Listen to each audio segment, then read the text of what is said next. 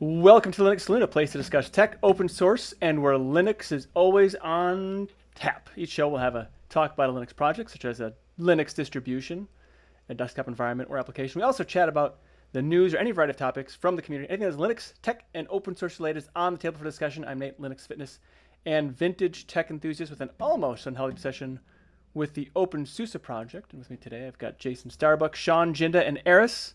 How is everybody? Excellent. Doing good. Doing great. Fantastic.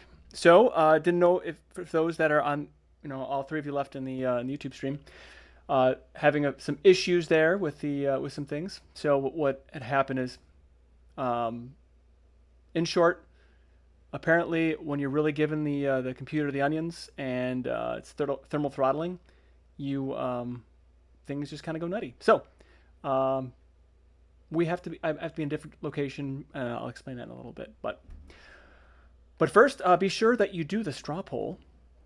If you have not already, know how Linux has been going for you this year, so far this year, I should say, and you know, put your vote in the hat bucket or whatever you want to call it. So on the docket for today, we have a news flight night. We are going to talk about that straw poll. We do a little housekeeping and in our last call. But first, what have you been doing at Linux and Tech? Well, I thought I would throw in my 2 or 3 cents and say, since I got home from vacation on Sunday, I've been having a heck of a week. So it started out the my normal system that I use for streaming and everything else. The NVMe on it has not totally failed, but it's basically it's throwing all kinds of bad bits and warnings and everything else. So that one's down until I get some other parts in. I'm waiting for one other thing. I'm getting a new cooler for it, Noctua. So when that comes in, then I'll get that back up and going and probably be back out there. And so that was kind of a bummer, when you come home and your favorite desktop just kind of decides to not give up the ghost, but what would you say? What would you call that, Sean? So it's kind of like it died. It's not. It's in the Dying. hospital. It's not. Had a hiccup. It had a yeah. It broke its leg. It's in the shop. It's in the It's shop. limping. Yeah. There we go. So and then I was going to. I was actually going to go to Southeast Linux Fest, and so I see Don Lackland is continues to tomorrow morning. He says, I think his previous comment was eaten, but maybe. But yes, the clock was fast for a bit. So anyway, the Monday, my main firewall router system IP fire it dies. It died. But like just as I'm ending my day of work, like it was just a long day of doing things, and so I had to spend basically the next almost 2 hours, like an hour and a half, um, getting things back up and operational, and so luckily I had to happen. I happen to have the exact same system available on a shelf, so I just swap basically the memory or added some memory to it, put swap the hard drive over and the extra NIC into this other Pentium 4, and I was back up and running. But it took a while of diagnosing what my problem was. Apparently, I couldn't figure out that the firewall went out. I checked everything else first. So um, there you go. When you are running a 20-year-old computer as your firewall, apparently they don't last forever. So as a consequence, I'm streaming not from Cubicle Labs, which is about 285 feet over there. I'm in my bedroom, where my home office basically area. So, and the hiccups that you were seeing early on was because apparently laptops don't do quite as well when I wasn't really maxing out the system. It was only actually maybe pushing it to like 20% with 6 screens and everything else.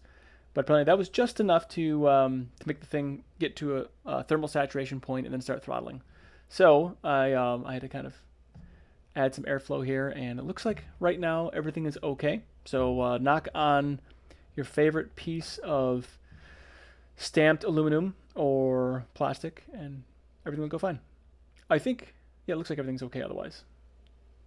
So I guess that kind of leads me into Jason. You have lots Hmm. of tech, and I know Sean does too. And I don't know about Eris. I'm not. I know he's got tech, obviously. But Yes, lots and lots do of you tech. do you ever find that the solutions that you build to solve a problem, do you ever find that they end up becoming technical liabilities? Technical liabilities? No, I've Yep. never had any issues with any of my systems as far as being a liability. That's the Oh, reason why absolutely. I build all my systems separately. Okay. But So like, that different things do different, that's like why I have let's so say many systems. when you're counting on a system, and then yeah, so you got redundancy. So you have built-in Right. redundancy, basically, is what you have, right? So you got, and so that's how you overcome the, I haven't had a the computer die or something that I relied on die, and gosh, I mean, like the computer I'm on now, I've been using since, geez, forever. The only thing I ever swapped out was this computer that was in my server, because that finally started having presenting some issues. It was unstable, kept freezing and whatnot. So we swapped out the whole entire board, everything, gutted it and put it in there. But that was back about 6 years ago, probably. okay. And that was like a 10-year-old system. And while I'm talking to you guys, there's a cat. This is How, Greg. that's great. You named your cat Greg.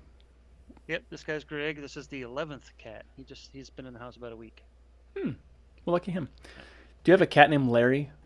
'Cause I wish I had Nope. if I had my next cat, if it's a boy, I'm gonna call him Larry. I have Al, Bob, and Greg for my boys. That's cool. So Does anyone know why YouTube is fast forwarding? One of the articles tonight. Hmm. so Heather, I think give it a bit for to calm down. I had a bit of a hiccup Refresh maybe? initially. Yeah. It's actually YouTube is fighting ad blockers. So that's the your punishment for running ad blockers now. Oh, Yeah, because mine's not going fast forward right now because I don't have ad blockers. Um, so, oh, hello, Steve.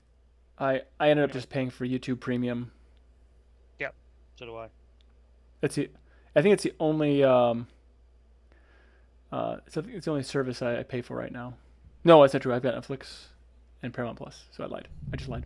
Yeah, I pay for YouTube Premium. I pay for Twitch Turbo, so I don't have to. If I don't have to get commercials if I don't want to sub to the person.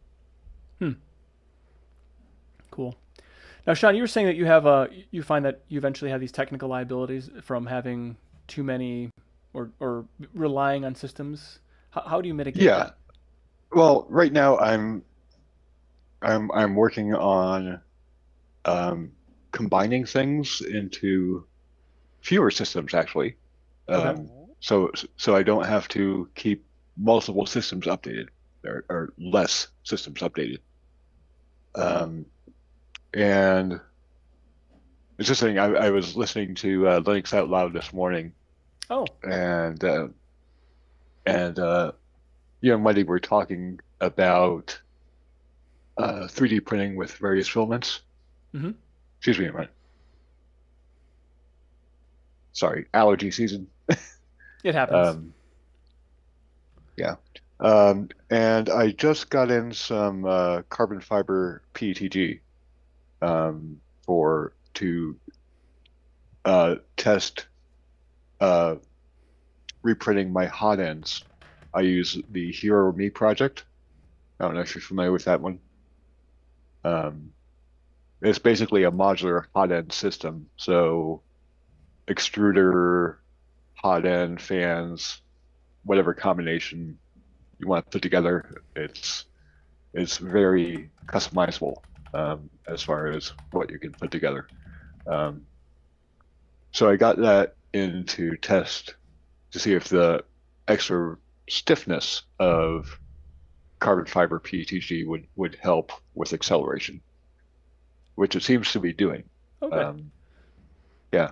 Um, the downside is that when you introduce something like carbon fiber into a filament, um, generally you don't have as good of a layer adhesion. because it's not plastic sticking to plastic, it's plastic sticking to plastic and having voids where that extra whatever's mixed in is within the filament. Gotcha. So wait, so it's layer adhesion is not as good with the carbon fiber in there. Right, right. It could be anything. It could be glass, whatever. Um, so think of what is being mixed in as kind of like something which is contaminating the filament on some level. Hmm. Um, and that makes for less contact area between the layers for layer adhesion.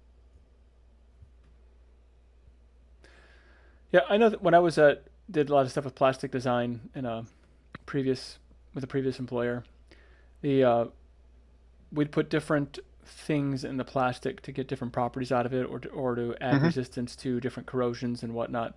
But I guess what you're saying is, in a way, adding those different materials. Maybe 3D printing is just more susceptible to this, but it Well, does it, it can weaken it. you can add like a chemical which would mix in more uniformly, right, into the plastic as it's melted. But carbon fiber isn't going to melt, right? It's going to stay solid. Right. Um, and you're not doing a traditional carbon fiber layup where you're putting down alternating sheets of carbon fiber in different directions and then layering that in a resin to lock everything in place. They're just kind of floating within the filament. It's not structured in any way. Right. Well, So largely with plastic injection molding, you're going to have a similar kind of a situation where you're going to have it yeah, essentially in solution of sorts with the plastic. yeah, yeah. So no, like, talc is a very was very common we used in washing machines and anything that was constantly Hmm. like agitators and whatnot, because that would resist the plastic outgassing that does happen. So Hmm.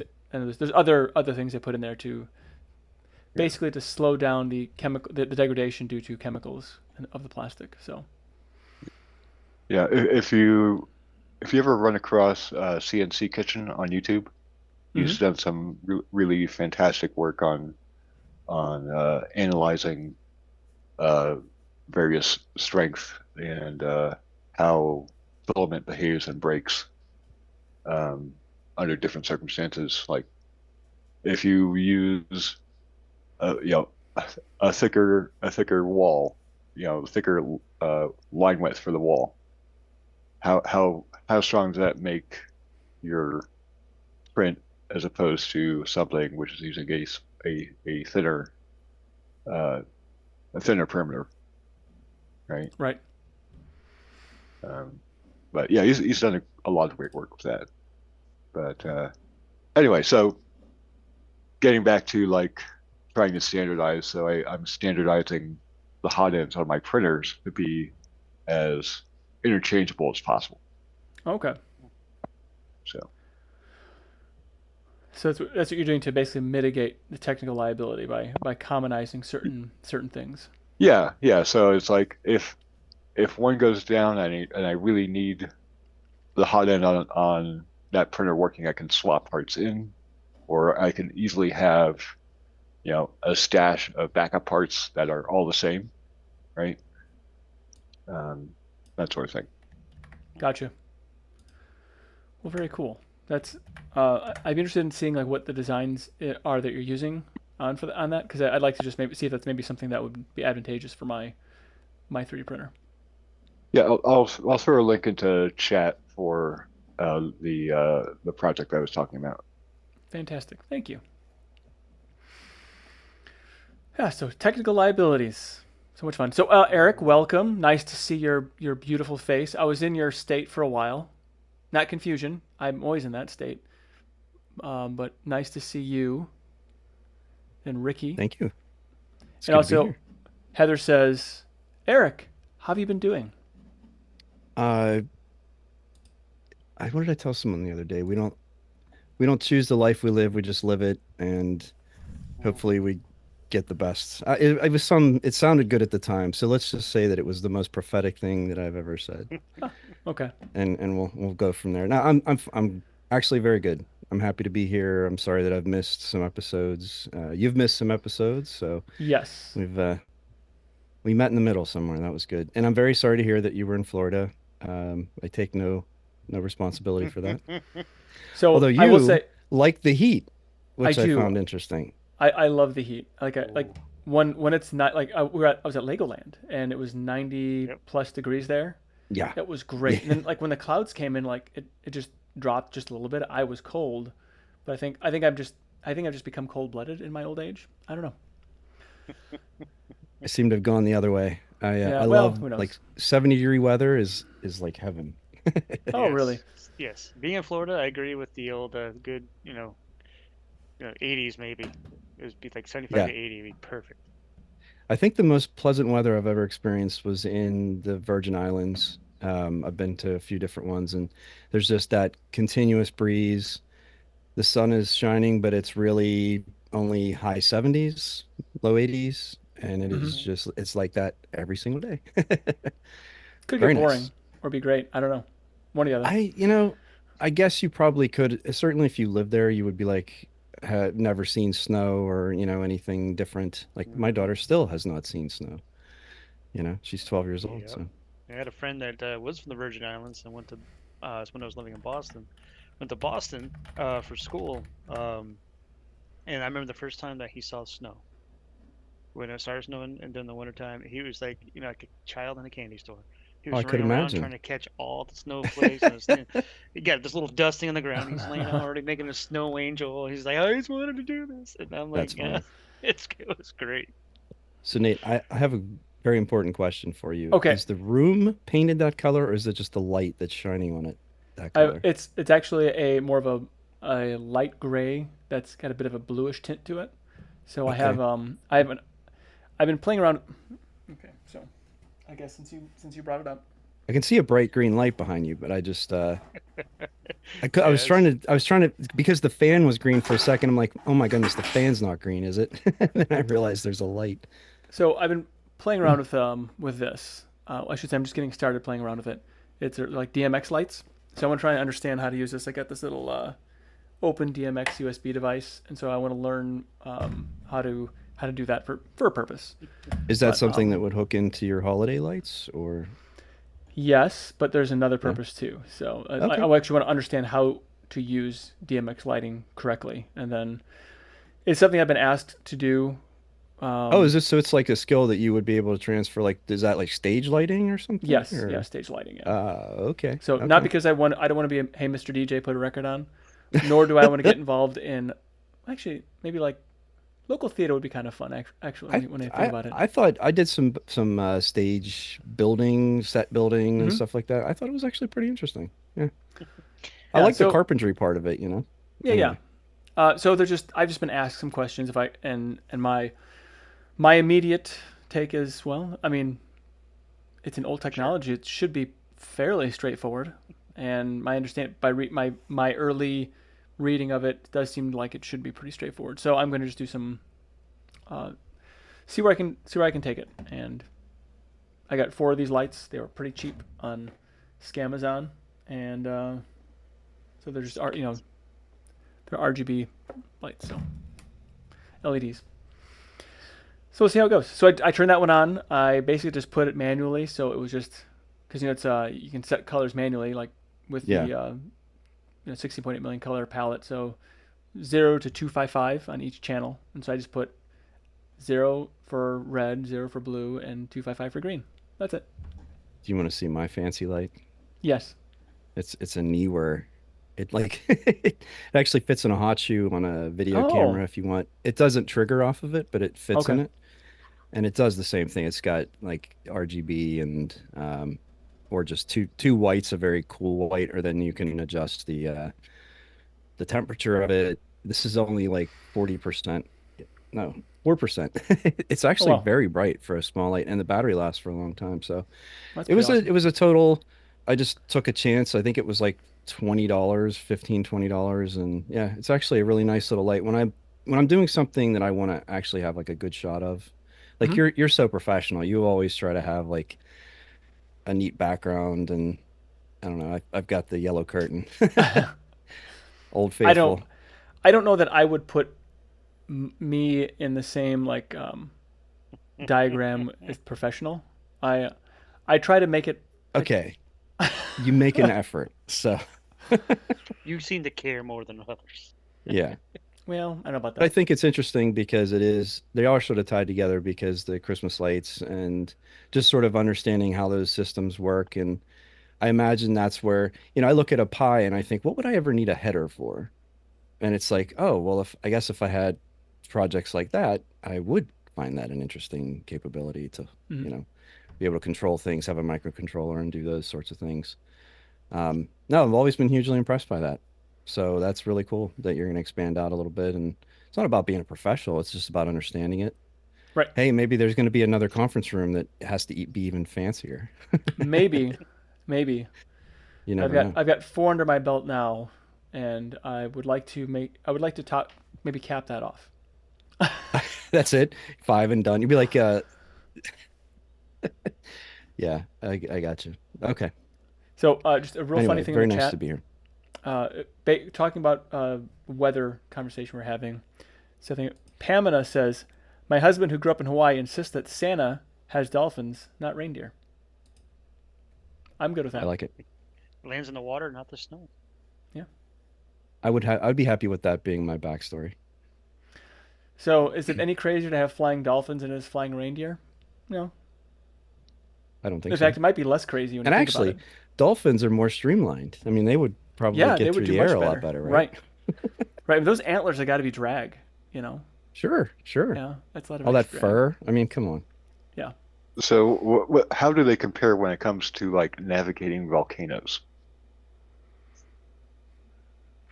Well, that's something I never thought about. They avoid them. There's no people near volcanoes. Yeah. Maybe they can hear the volcano with their super hearing from the echolocation. This has turned into a very strange conversation, by the way. Well, Yeah. this is Linux Saloon, so Yeah. Mhm. that's what happens. Derailed from the start. I can It's Was switch there real a- quick. Was there a rail to begin with? That would be the next question. No, no. I gotta say hey to Dave Vintage Apple Tech. Hey Dave, could I you join see us? We that. put the Zoom in there. We put the Zoom thing in the chat. Yeah. For what it's worth, Dave's Vintage Apple Tech. He says hi all. It's a stream I join on Sundays from time to time when I have time, and it's people getting around, similar to this, but they're building things or fixing things or sometimes They're saying working inappropriate on things to a lot things of to people. vintage Apple Tech. They're Yep. soldering and replacing capacitors and all that good stuff on old boards to get them up and running. I actually built Do they this s- AMSI 8080 while on that stream. Yep. do they like recondition the old iMacs, the colored ones and all that stuff? Yep. I always They'll thought that. take iMacs and they'll pull out the boards and fix if the display's not working, figure out what's Hmm. going on. Hmm. They'll do that with a lot of like SE30s and the twos and the two Cs and stuff like that. It seems to be very popular ones to do on the stream. And like I said, they'll just they'll take off all the old components and put on new components and get that chime and get it up and running I again. had They'll work I on the had those screens and I had this clear plastic. You remember the round speakers that they had? They were hmm really crazy. Mm-hmm. So I had those, and I had the keyboard and the mouse and the whole set, and the plastic that was on it really just started to degrade if you very still have badly. those speakers by chance, that gentleman Dave Vintage Apple Tech actually fixes those. It Oh, redoes okay. the black part in there so that they look like brand new. Neat. Yeah, I was always hugely impressed by that. It was an interesting era in computing where, you know, not everybody had a computer, and so some people had these really fancy Macs, and some people had the gray box or the beige boxes. Yeah, yeah, that That's old. This is the old one. This is the 2011 right here. still running, right? Then back there is a 2009. classic Mac Pro. None of them are running Mac OS because the latest version of Mac OS doesn't work on these. You have to use the Hmm. OpenCore cheat system. Do some software called OpenCore to get the newer software on there. And I did that on this one, and I had so many issues that I decided to just put Linux on them both. This one's running MX, the iMac, and that one back there is running Mint. Do I like Linux or Mac the best? The answer to that question, Heather, is yes. I They're like all them. good, right? I use Windows, which is what I'm on right now. I use Mac, which is right here, and then Linux, and these two screens are hooked to those two systems over there, and they run Linux, and all the 4 laptops run Linux. I know this is total blasphemy, but I have Windows 11 on this Latitude tablet, and it runs so well. Um, it's so optimized for touchscreen, and I have a pen, and it works. Everything just works, right? I mean, so I have to give them credit for, and my wife wanted to actually start doing art. She's been a graphic designer for, decades, but she wants to start doing illustration. She always does it by hand, like she gets a new project and then scans it in. But now she's Okay. like, what if I just had a pen and a screen and I could just do it right on the screen? And I said, well, Yeah. I have this tablet. I didn't have the pen at that point, so it was like $40, $35 for the Dell art pen. Okay. And it's actually a pretty nice piece of equipment. It's a nice aluminum. Hey Vince. Um, what's that? I'm sorry. I just subbed Vince in the Oh, it's chat. I okay. said, "Hey Vince." Gotcha. Yeah. So anyway, I've had a lot of fun with this tablet. I have to say, this $140 5-year-old tablet. I've been one of the more not vocal, but I definitely all the people that keep older hardware and are fascinated by it. Mm-hmm. I've never really had a machine that made me want to use it, even though it was, let's say, not at its peak or anything like that. But this system is so good. Everything I've tried to do with it, except be a Linux tablet, which is why I bought it.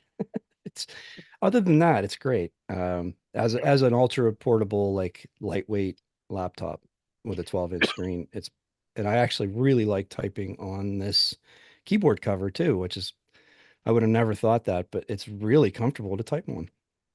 Yep. Yeah, it's there. I mean, Windows gets a lot of hate, especially in certain communities, like Oh yeah. certain, Mhm. even in Windows community, mind you.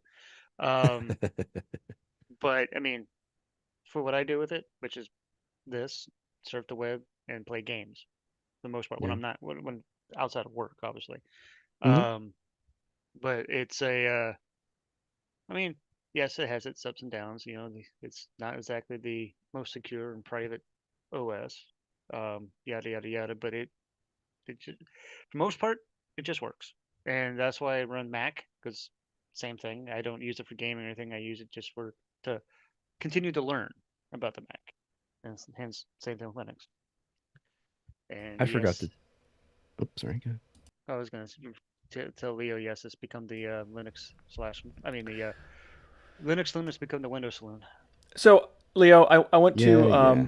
I want to address. I don't know about your 48-bit hardware addressing needs. I don't know that one, but what I do want to say is like Linux, since it generally runs on everything, and if you're running Windows at this point, it has Windows subsystem for Linux on it. So really, you can't get away from Linux at this point. So if you are a Windows subsystem for Linux user, yeah, why not? Who cares? I don't.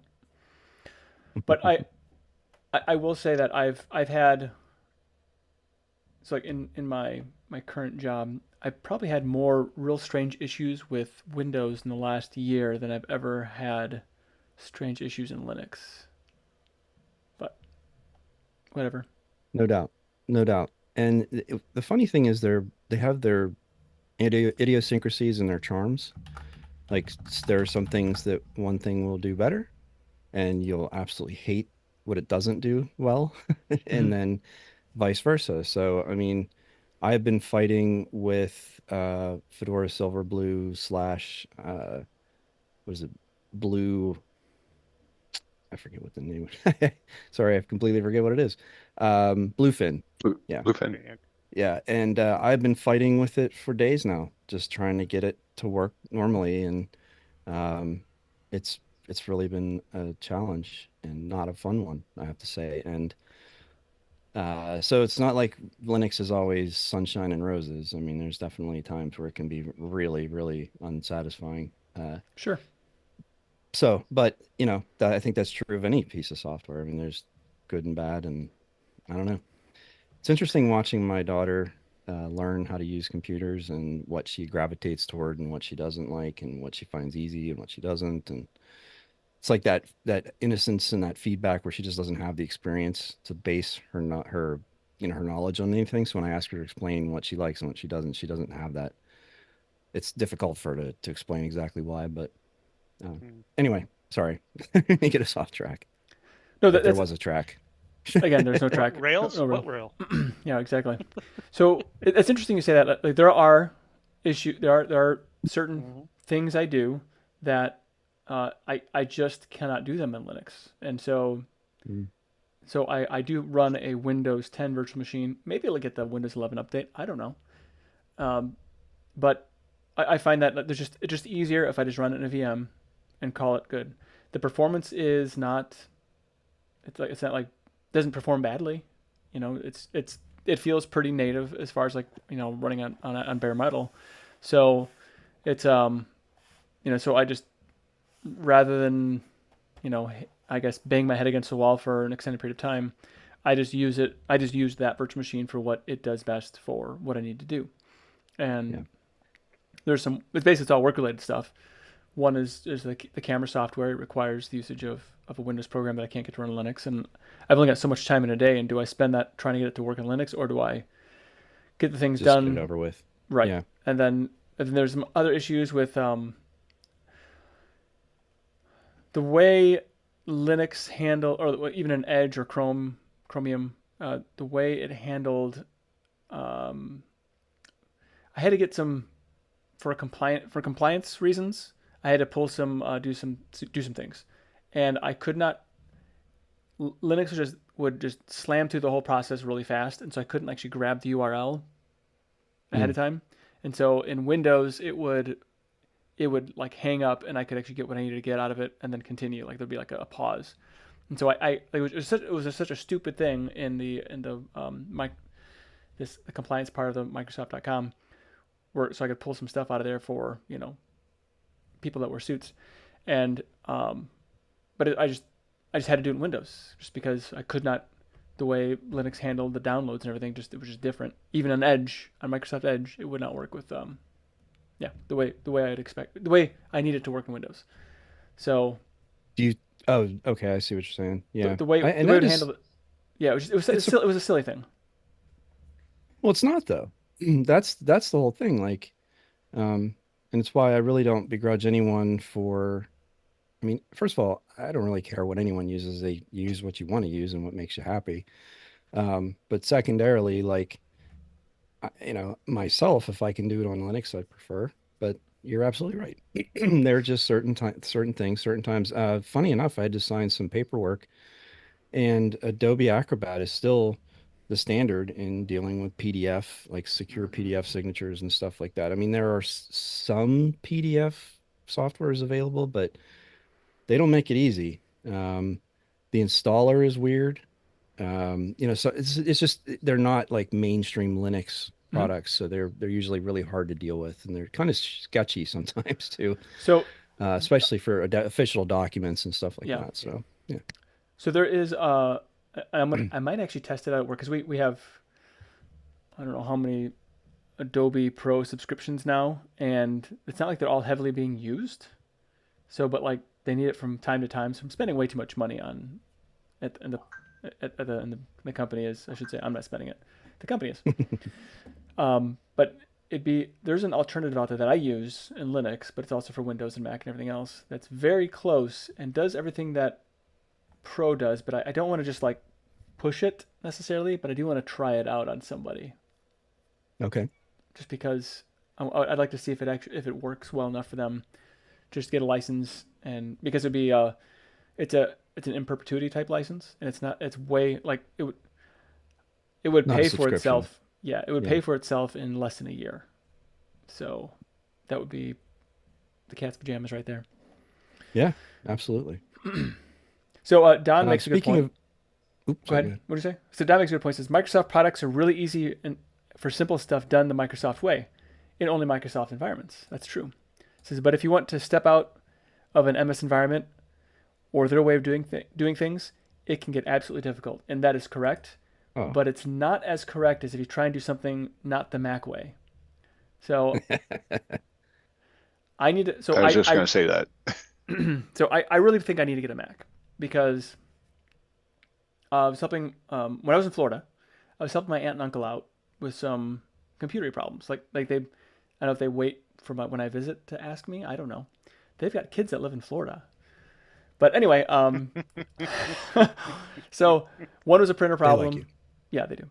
And the other was it was just they wanted to basically get like home movies and photos and everything onto their Macintosh laptop, the laptop. And anyway, it was, I found the like Finder, the whole file system thing, so incredibly difficult to use. Like I felt like I was just, Isn't it? It's so unintuitive. If you're not used to it, right? That you just like click around like, well, what am I supposed to do? And maybe and so here's the thing, is like maybe it's just because I just don't understand the Mac way of doing things. So I so I had a bunch of CDs, and so I bought a USB CD thing, and I used it to rip some of their photo CDs that are like 20, 25 plus years old that they've had made, that has like really cool old family photos from like when the family first migrated to the US and everything else. So it was really neat to look at the it was really neat. It was just neat to see those. So it's like, how do I get this onto the Mac?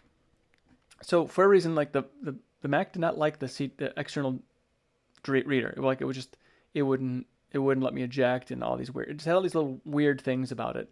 I thought, oh well, that's weird.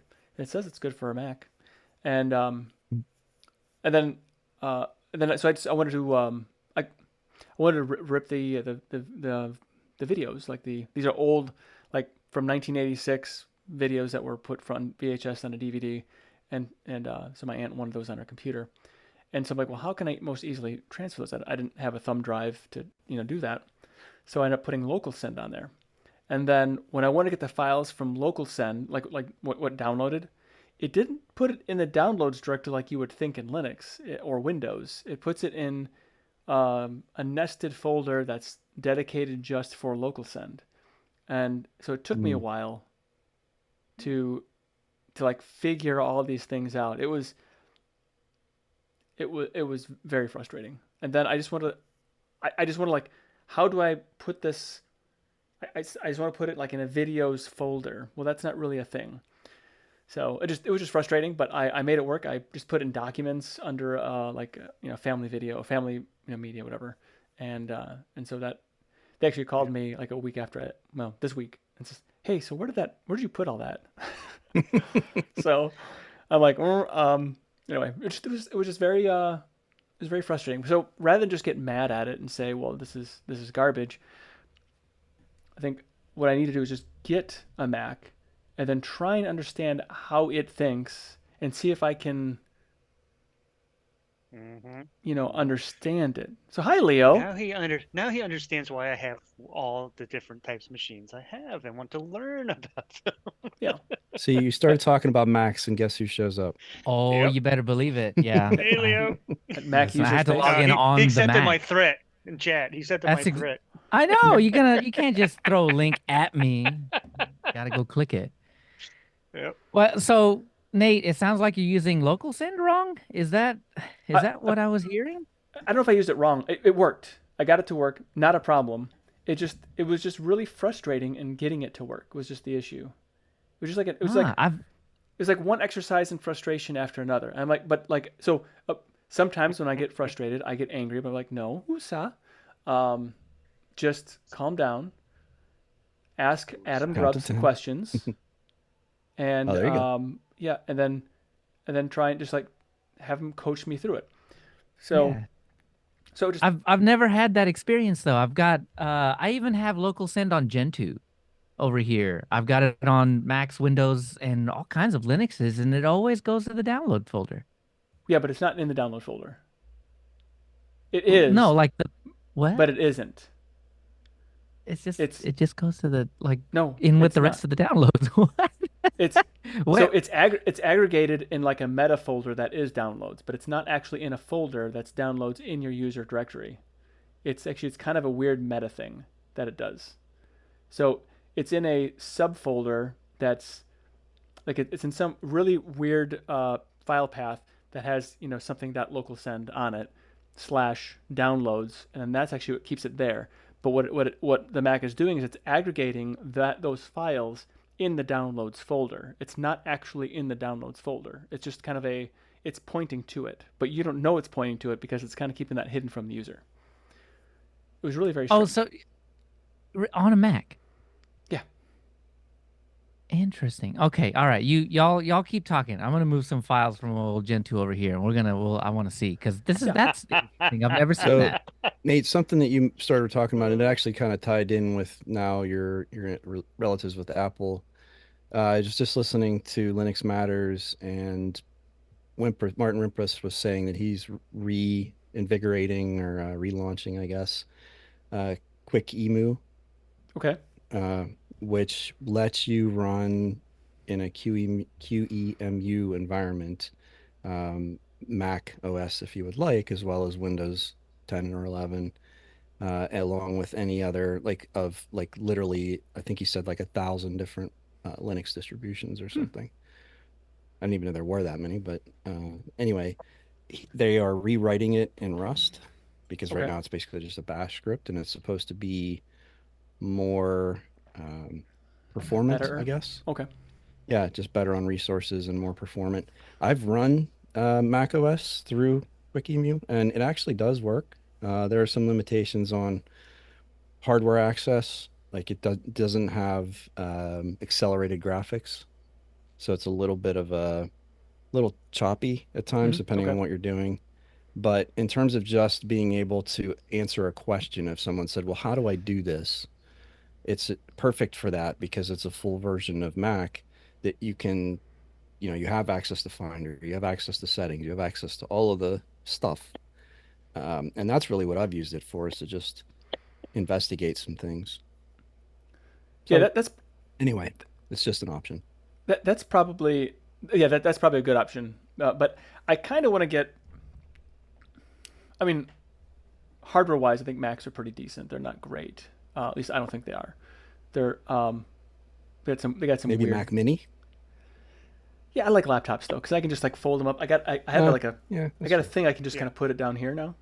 So I have I love the Mini though. The Mini is one of the, in my opinion, one of the best simple, easy to use computers that they make. Because I've if you're had just gonna two. fold it up and stick it somewhere and never Hmm. take it anywhere, then the Mini is the best one. I have the Mac Mini right here, and it takes basically no space up on the desk, and It's it's powerful too. oh, And hey, it's I have the impressive. 2020 M1. I don't know what version you have. I just had the base model. Yeah. The only thing we did was up the RAM because you got to have at least 16 gigs. Oh yeah. That's the minimum, Yeah. in my opinion. yeah I Right. think so. But yeah, and if you ever want to get a Mac, just to tinker with, and you don't plan on using it for work and travel or anything like that, yeah, I highly recommend the Mac Mini over one of the laptops. One, you're saving tons and tons of money because the Okay. laptop is going to cost you probably right out the gate, on the model, depending on the screen size and all that stuff, probably a good $1,500, probably right out the gate, for a Mac, because Macs are not cheap at all. Mac Mini, even with upgraded memory, I think was like a grand. Well, Yeah, so very affordable. let me explain to you what when I say I want to get one. Let me explain to you Cubicle Nate budget. So we're talking sub $200 is what I intend on spending. You could Okay, so probably now sub two still get hundred a Mac dollars Mini. is right there underneath the fan. There's my MacBook Pro, um, and it's a 2013 MacBook Pro. Gorgeous machine. Machine is amazing. And one of the first things I did with it when I got it was because it only didn't run obviously the newest OS, Mac OSs, was threw Mint on it. And now I ran into some issues. when I first installed Mint, for whatever reason, it would not allow me to get the any connectivity other than Bluetooth. Like it picked up the Bluetooth, but didn't pick up the Wi-Fi or Ethernet. So I had to connect my phone to the thing, to tether it, pair it, whatever you call it, and then do all the updates. And as soon as I did all the updates and updated the kernel on that device, slow over Bluetooth internet, everything went and it just worked. So it was something to do with the Linux kernel version, I think it was. Those didn't like. Interesting. Yeah, well, more on that probably later. But I do want to make sure we get to the straw poll. So if you haven't done the straw poll, make sure you do that vote. This is Act 2 is the straw poll. So we got stuck here in number 1 now for almost an hour. So congratulations, everybody, for keeping it off the rails. And that's why you are all the best. Every last one of you is absolutely the best. So this is a straw poll that Eric's put together. It's, in your opinion, how has this year been for Linux so far? So I don't know if Eris, if you want to take it away and do your cool things. So Linux has been in the news a little. If you remember that past incident, it was covered by everybody. And that kind of inspired this question. So, like you said, in your opinion, how has this year been for Linux so far? And the number one answer is, let me see. Last time I'll refresh. 35%. Oh, they're both 35% tied, great and good. And then followed by 16% okay, then 11% terrible, and 3% other. Nobody picked bad, and nobody picked Duck's Penguin. That's like kind of rare. I did get a reply, and the reply was, I voted good even though the XZ tobacco was bad enough to put into question the very open model of contribution most projects have. But KDE Plasma 6 has been quite solid.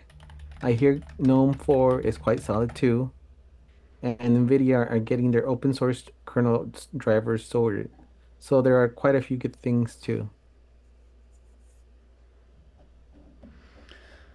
Yeah, I would say overall for me, it's been a really good year in some respects. There's been some challenges this year, I think, with I think it's on the plasma side with the in Wayland. I think those have been some challenges, but there's been a lot of successes there as well. So I don't know. What do you think, Leo? I selected okay. Okay. But I think Linux does okay every year. I think Steam Deck is pushing up Linux usage overall. The Steam survey is bearing that out, and that's fantastic. I got me ones right back here because I couldn't resist. The OLED one came out, and it was like, oh, I gotta get one. So I got one of them. Yeah. The whole immutable, composable, atomic, whatever you want to call it, that nobody knows what it is, but it is a little on the interesting side. I think those are starting to take Linux in a direction where they're a lot more unbreakable, and that's fantastic. But obviously, I'm going the opposite direction with that using Gentoo over here, and I Yes, yes. have turns out I have managed to break it. I'm in the process of fixing it, but. And the XZ thing, man, that stuff happens all of the time in proprietary software, and nobody knows about it. So I think that's a wash.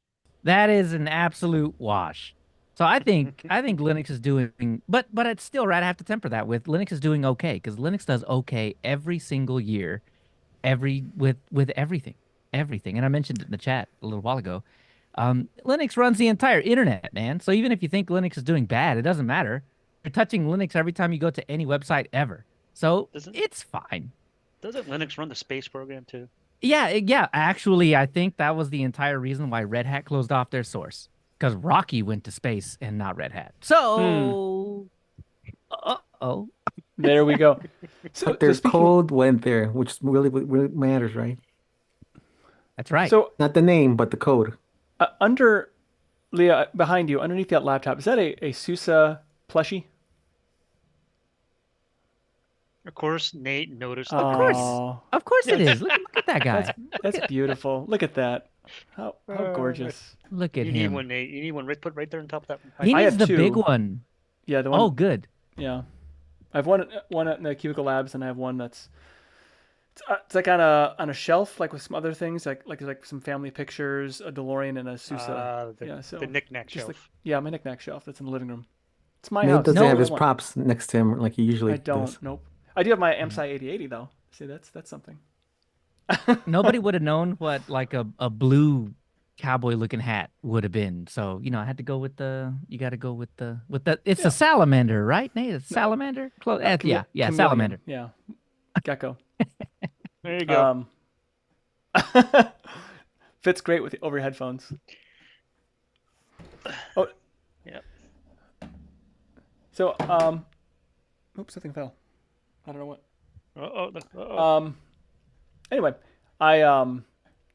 yeah, I think I agree with you on that, Leo. I think it's going great, but I'm also I have optimism bias in pretty much everything.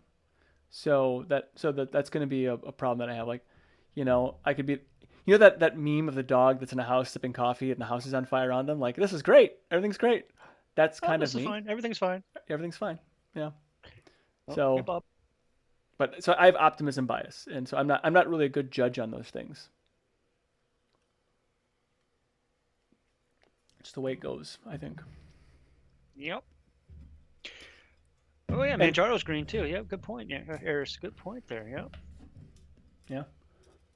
I do have Manjaro over there on the laptop. So, What, Eris, I'm buddy? curious what you think.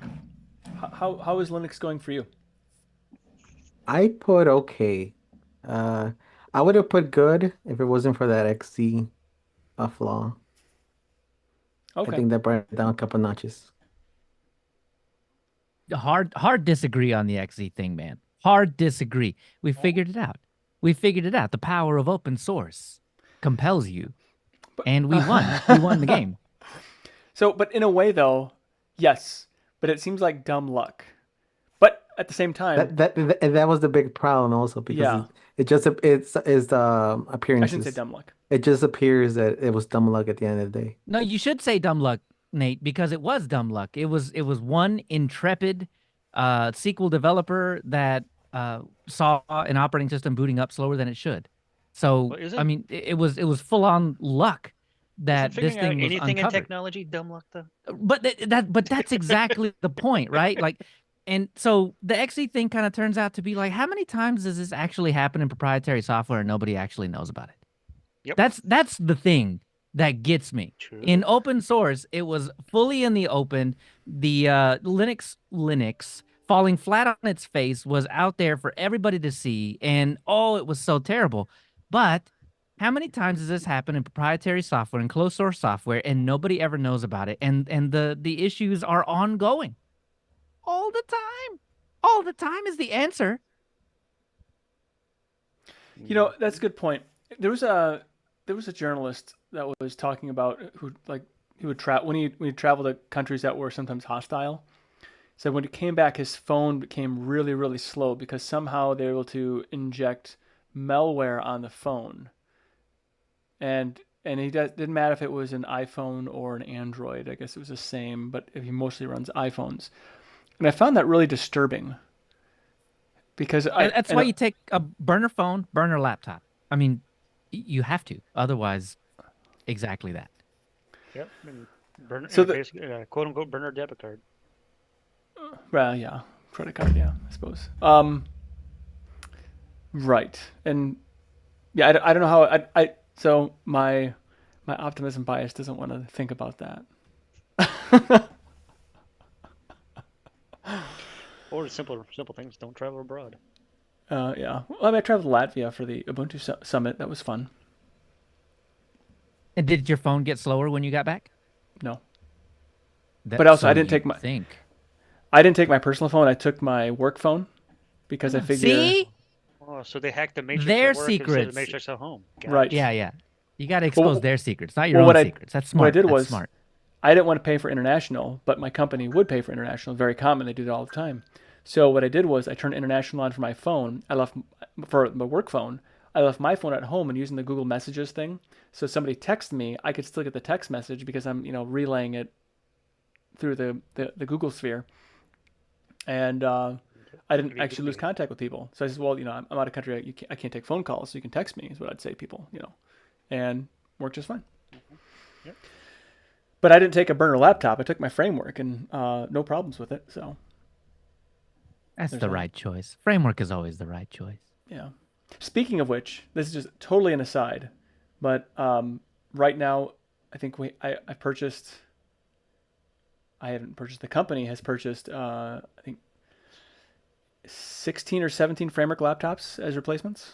So we're moving toward framework for a lot. Not exclusively, but mostly framework 13s. We got one 16 for a sales and marketing guy. I was just gonna get him a 13, but my boss says to me, because she thinks they're really neat. She says, "Can you get him the bigger one with the number pad?" I said, "See, that's very nice." And I said, "Sure, it's more expensive, right?" And she's like, "Yeah, that's fine." And so I did, and I handed it to him on Thursday, and I said, "Just so you know, this is an absolute waste to give this to you." That's what I told him. I said, Nate! all you're gonna do is spreadsheets and managing, sales of whatever, liquid sales basically. That takes a And lot of comp power. Now, come on. and I said, this 165 hertz display. I said, because I did try it out for some gaming first. Put Linux on it initially before Windows 11, and Stress testing. Yeah. yeah, stress testing. I had so much fun with that machine. I had one evening to play with it, basically. So, it ran so well. It was so impressive how nice that thing. And it doesn't have just using the iGPU, not no discrete GPUs for it. And I was just so impressed. So I remember arguing with Adam Grubbs about like more than 60 hertz. Can you really see that? So at 165 hertz, oh my gosh, that is a whole level of smoothness I have never experienced before. I was wrong. I think I see Adam's in the That's something that I think people don't get, right? Like there are two things that have happened in the recent past that have kind of like lurched computing into the future. And one of them is SSDs, right? You go from a hard disk to an SSD and you can actually feel the difference. It's not some kind of, oh, it's a little faster, but no, it's immensely faster. Now, yes. SATA SSD to NVMe, okay, argue about that. That's fine. And then the other is going from a 60 hertz display to anything above 90. And once you see it, you can't unsee it. It's like going from an SSD back to a hard disk, and you're like, oh, how terrible. Yep. It's going from 120 hertz display to a 60 hertz display, and you're like, why is it so choppy? I don't, 60 hertz. Okay. Yeah, all I gotta say is, Nate, I need to requisition one one of those from your company. Can you put me down for one? I work for you, don't I, Nate? Yeah, Yeah. So, exactly. I need the big one. So Everybody on the stream right now works for him. This is That's this is our correct. job right now. So Yeah. need to rec one. so we have there's 15 framework machines that we have. One is a 16. The rest are essentially 13, but two of those are frameworks in a desk, like in the Cooler Master case for our what we would call this like continuous improvement room. So it's basically it runs like it's like a general use thing, and it was slightly cheaper than buying basically like a Lenovo ThinkCenter, like by $50, and it looked cooler though with because you can see the motherboard and you can see the little flashy lights on it. So that's really why we got it. Anyway, but yes, Dave. Yes, 1080p versus 4K, you get spoiled. so no, And I have that's another thing. I think, high DPI screens is another thing, but I think that takes a little bit more prodding because usually that costs a whole lot more. But SSDs are so cheap now, and I think higher refresh rate at 1080p or 900p are not expensive right now. So it's an easy choice to say, well, yeah, just go with the faster one. But 4K, you got to spend a little extra money for that. So I have a 4K screen that I do, and when I hook my framework up in Cubicle Labs, I have a 4K screen, and it does run at a higher refresh rate, but it's not 165. I think it's I don't remember what it is, but it's higher, and it's nice and it's great. But like 4K to me doesn't do as Okay, so whatever the resolution we'd call this, I don't know if it's like 1.5K or 2K, whatever's on the framework screen, that resolution, the 2256 by 1504, that was significantly better than like 1080p. Okay, so all right, but I think you've hit that diminishing return where Right. you're doing the scaling already, so you're already getting the benefit of a high DPI display. Right. So going to 4K, you're not even going to notice it. It's just No. going to be how things fit on your screen a little bit better.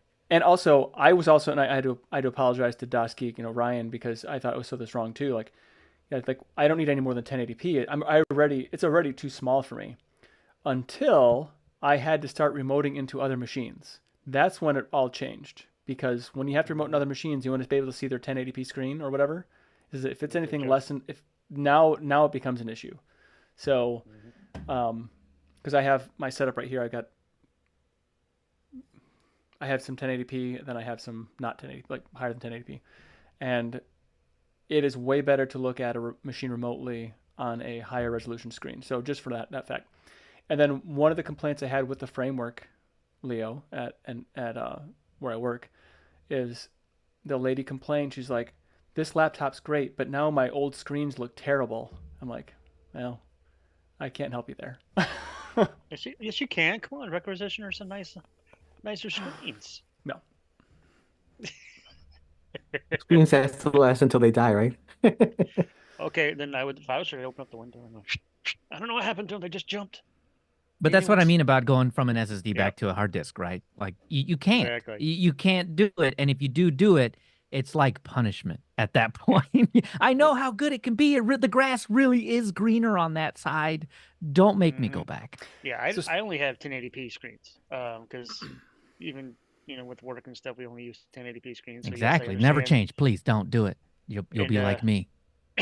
And I have so many screens. So if I start replacing, that's like you said, you do it on one, and then like the lady said, now all my other ones look horrible. So if I upgraded one to a higher DPI and stuff, go for like the 4K screens or whatever, I'm gonna have to do them all. That's just the way it happens. So I'm sticking to I've got 6 1080p screens, and then this nice little whatever this iMac is. I don't even know what that is, but that screen is beautiful. That's what I can say. That screen is beautiful. I think they went 4 or 5K depending on the iMac, right? Yeah, I have to look up the year because this is an older one, but it's still a gorgeous screen. Whatever Apple can say about Apple, when they put in their screens in their systems, they're gorgeous. But anywho, yeah. So yeah, I couldn't afford to make that switch.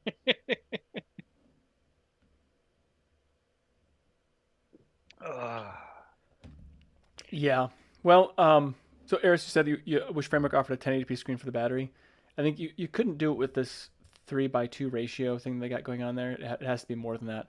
But I will say, if you're into retro gaming, the 3:2 ratio is actually slightly better because it's closer. It's somewhere in between, your widescreen and your.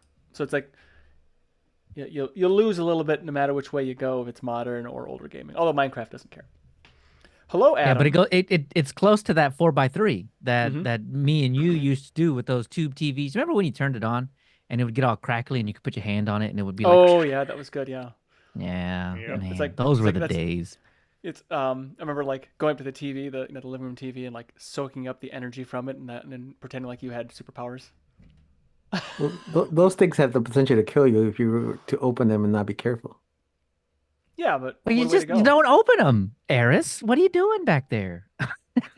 Don't you open all your stuff to see see how it works? Yeah, but then I heard there's enough energy stored in the capacitors of a tube Yeah. that of like a tube TV or a CRT. Yeah, so I never even bothered because they were saying that you could overclock them to get faster refresh rates on the CRTs. And I was like, ooh, but then you had to open them. And I was like, no. So I remember with the CRT monitors, you can just max out the resolution. Like, oh yeah, I want more resolution. Make it more. Wasn't that so cool? Like, I mean, everything was so super tiny. You could never read it anymore. But, I mean, on a 14, 15-inch little tiny CRT, you could crank that resolution up to the nines, man. And, yeah, It was cool. Yep, That and was cool. the Mac group that we join, like Nate sometimes joins on Sundays.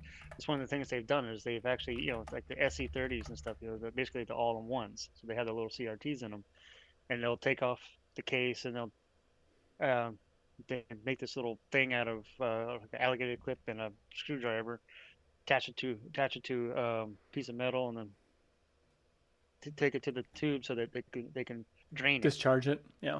Yeah, so they can discharge it. So they get that out of the way so they can work in the systems. And then Dave in the chat there, when you see Dave's Vintage Apple Tech, he's done that many times. So you're saying it can be safe. You Yes, can you can make it okay. safe if you know what you're doing. Okay, but I don't have a cool Sony Trinitron anymore, so I can't do that. They're all LCD, and they all complain when you run them at not their native resolution. Unlike the CRT. I mean, come on. So you can make them safe, and so you don't go, killing yourself and all that good stuff. So, Adam, welcome. Are you gonna tell us how awesome something is and why I just don't get it yet, or something like that? No, we're gonna bicker. Oh. Sorry. Let the shenanigans begin. I have things that I'm excited about, but I'm keeping them to myself. Okay. Well, you're free to You share. want to share with the class? Doesn't. It's okay. Like No pressure. I bought like a really nice bunch of bananas from the store. I was really excited about them. They're really good. Okay, this is a segue that I think we need to explore. Do people prefer their bananas on the tart side, or on the mushy and gross and terrible don't eat them side? That side. Well, now, I like them in the middle when they're just right, but I like them when they're squishy because they become banana bread. There you go. Right. That's the only acceptable use of a banana that's getting squishy. So Or you can put them. You can actually use those in smoothies too. Throw it at people? slip on them. So the on the apple thing, banana thing, it can't be tart. It's got to be sweet, but not so sweet that I can't like smear some peanut butter on it. That's really that's the cutoff. Yeah, peanut butter and bananas are fantastic, but I like a little bit of tartness to them, and I think I have gravitated toward, if you can get them, you should. Red bananas. Have you guys ever had these before? They have all the sweetness of a perfectly ripe yellow banana, but they also retain the tartness of a almost not ripe enough banana, and that is my sweet spot. And apparently, that's just what a red banana tastes like, and so I'm a red banana fan. Never had that. I thought this was going to be one of those pop secret colored popcorn things, and you were just messing with us. No, I'm serious. Yeah, so I go to my local grocer, and sometimes they have red bananas, and I kid you not, I buy them by the dozen, multiple dozens, just because, like, I'm just throwing these things back. They're so good. They're good. littler than a normal banana, and my in-laws grow them. Eric, and they grow... see, he knows about them. Yeah, I get homegrown ones, and my in-laws just bring like the whole stock, so there's like 50 bananas. Where do they live? Here in Florida. Oh, okay. So, see, Leo, do you have Amigos by you? Those Amigos grocery stores? No, the only one I've been to is in San Antonio, which is like 4 hours south of me. But I have an HEB, which is the same company though. Okay. And that's where the red bananas come from. Sometimes they're by the yellow bananas. They're just over there in the corner, and I've bought them out multiple times. I'll have to go next time I'm in Lubbock. But it's just totally an aside. But speaking of like fruit that does not grow in Michigan, avocados. I love avocados. But yeah. But now they have that at Amigos. They have like a different blends of guacamole there. I've never had such good guacamole in my life ever than what I got at Amigos. Is this in the plastic little square container? Yep. Mm-hmm. Yes. Oh, yes, dude. Yeah, I know. It's a little expensive, but for the amount of guac you get and for how good it is, it's easily worth every penny, man. Easily. Yeah, see, to me, the word good and guac do not go in the same sentence. Oh, really? You're not an avocado Blasphemy. fan. Huh? Nope. Okay. Nope, not an avocado fan. We got guac lovers in the channel today. I love it. Yeah. Anyway. So what about pink pineapples? Have y'all heard about this? Nope. So apparently Yeah, the mad scientists over at GMO Center have taken tangerine DNA, smashed it into a pineapple, and now we have pink pineapples that are less tart than a traditional pineapple and way more sweet. Oh, any But takers? pineapple was good the way pineapple was Yeah, good. like pineapple. Isn't the point that it's tart? Yeah, I mean, I think pineapple that was just sweet and not tart would probably not be really good. Well, honestly. hold on. You got to go there's spend more. $10 on a pink pineapple and decide for yourself. And then once everybody buys $10 pineapples, they become cheaper. And then I will buy one. I see what you're saying. Sure, they'll Or what become Leo cheaper. can do is he can go out and spend all the money to buy these pineapples and then share with us. Okay. All right. I don't know how long UPS will keep it safe on the truck, but Oh no, you no, know you can what? deliver them in person. You can travel. Come on now. Oh, You're gonna spend that okay. money. So You're gonna spend that money. we got to do like a central Linux lug thing with pineapple as Pineapple needs to be a lot sour on my pizza. It's funny. You start talking about food and the chat lights up. Yep. I like the green ones. Like we talk yeah, about so technology. talk about which is derailing like a Saloon. conversation. Yeah. So anyway, Yeah, they're all- maybe we should actually work on the news stories. We All haven't right, got so- to those yet. Wow. No, we haven't got this yet. All right, so number one, actually, it wasn't number one when I started reading, when I was proofreading or reading my head. But anyway, this is a great story. I think this is pretty cool. So, Framework has announced new the Core Ultra powered laptop with a 2.8K display. Since we're talking about displays and other stuff, so they rolled out some exciting announcements for lowering the price of the existing Framework 13 and the Ryzen from the Intel and Ryzen series. So announcing new Framework 13s powered by the Intel Core Ultra, which is the Meteor Lake, and having a new 2.8K display option, which has rounded corners. And it's amazing how people are just so upset about that in the corner. Like, why can't you change the bezel? Like, do you have any idea the cost of tooling and then the logistical nightmare that would be? No, that's anyway. Whatever. So this iteration of Framework 13 is powered by the Intel Core Ultra and comes with a 2880 by 1920 120 hertz display.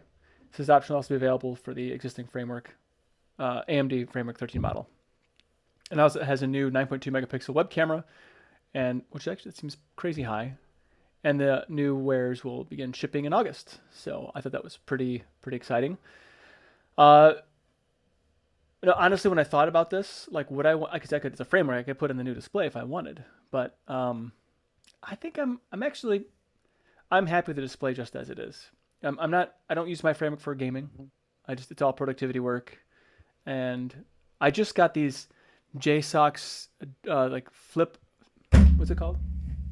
The flip up displays, so it took me a long time, but I finally have now I had two more displays that are the exact same resolution and size and brightness.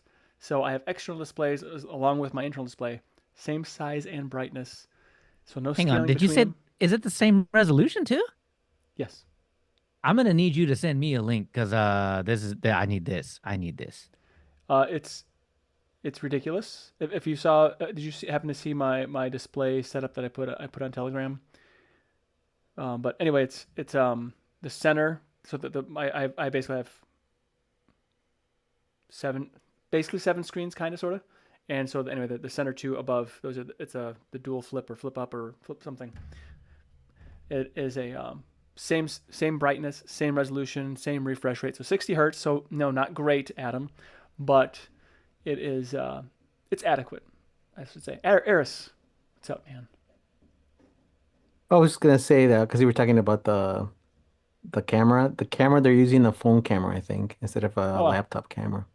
That's why it's gonna be better, they said. Oh, and also additionally, it has a full SD card expansion card. It's now available, as well as different colored expansion cards for it. So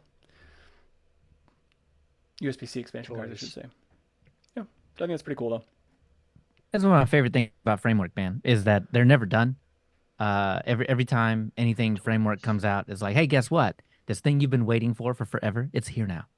And I mean I didn't actually use any of the full size SD cards until here recently. I got a the Zoom pod track thing. So I mean, it takes this microphone and it just does it straight to a SD card. So I can use the USB to go to a computer, and then the XLR to go to this pod track thing.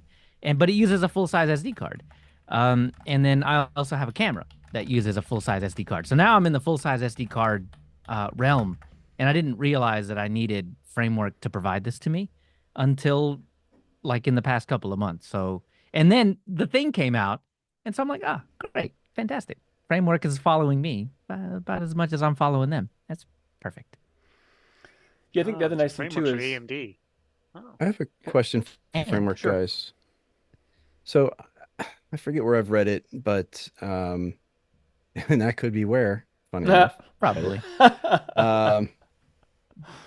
That I've heard that they have some issues with Linux support for I think it was drivers or something around Framework that was they were lagging behind in some areas, and it was making it difficult to use their products with Linux. And I mean, I'm speaking in very, broad vagaries here, but someone made it sound as though Framework, while they're well intentioned, just wasn't keeping up with support for Linux.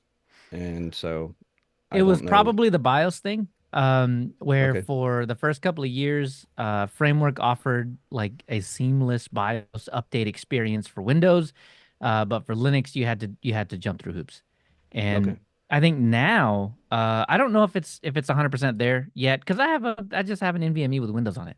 So if I need to do something like that, I just pop that in, because it's 5 screws, take the thing out, pop the Yeah. NVMe in, turn it on, and update the BIOS or whatever. Update Windows while I'm in there, and then it just works. So that's probably what it is. As far as Linux itself is concerned, I mean, you haven't had any like issues just installing a random Linux distro, like things don't work. No, the only thing that I think might have had driver issues is the fingerprint reader thingamajig. Those That all might- have trouble. Right, Don't they? exactly. And that's just a very Linux thing to have to deal with. So yeah, Framework's not any worse on that front than anybody else. It actually works pretty well on Plasma. So Oh, does it? Okay. and GNOME. No, I know GNOME does as well. So I have used it. I did set mine up, but I feel dirty using it, if that makes any sense. What? Why do you That's feel dirty? fantastic. Unlock Bitwarden with it. It's good. It's all right. I Dirty? I literally I feel like I'm doing something wrong every time I do it. Like I've sinned and fallen short of my privacy overlord. Oh. No, you don't have to feel that way because It it's stores it built locally. in to the kernel. I understand, and you're correct. I didn't say my feelings were accurate. I just said that's how I feel. Okay. So okay. here's something I He's have. got some anxiety using that, basically. Yeah, I do. I really do. Like You- I have. I think have, that maybe just be a future thing, like because everybody else has moved on to biometrics, and Linux is like, oh hey, we just supported that in the kernel, so it's like, it's Yeah. an uneasy feeling moving into the future. Maybe that's what it is. But I still feel Yeah, safer using biometrics. Honestly, I use my phone most of the time for payment, just because I feel like pulling my card out is more of a hassle. And also, I like the idea that I have to authenticate with biometrics to be able to pay for something. For some reason, it feels like a smarter choice to me. Oh, you're wait. That's two-factor authentication, by the way. You're having to use your face to then tap on the thing, right? So I Right. mean, there's a card and there's a face.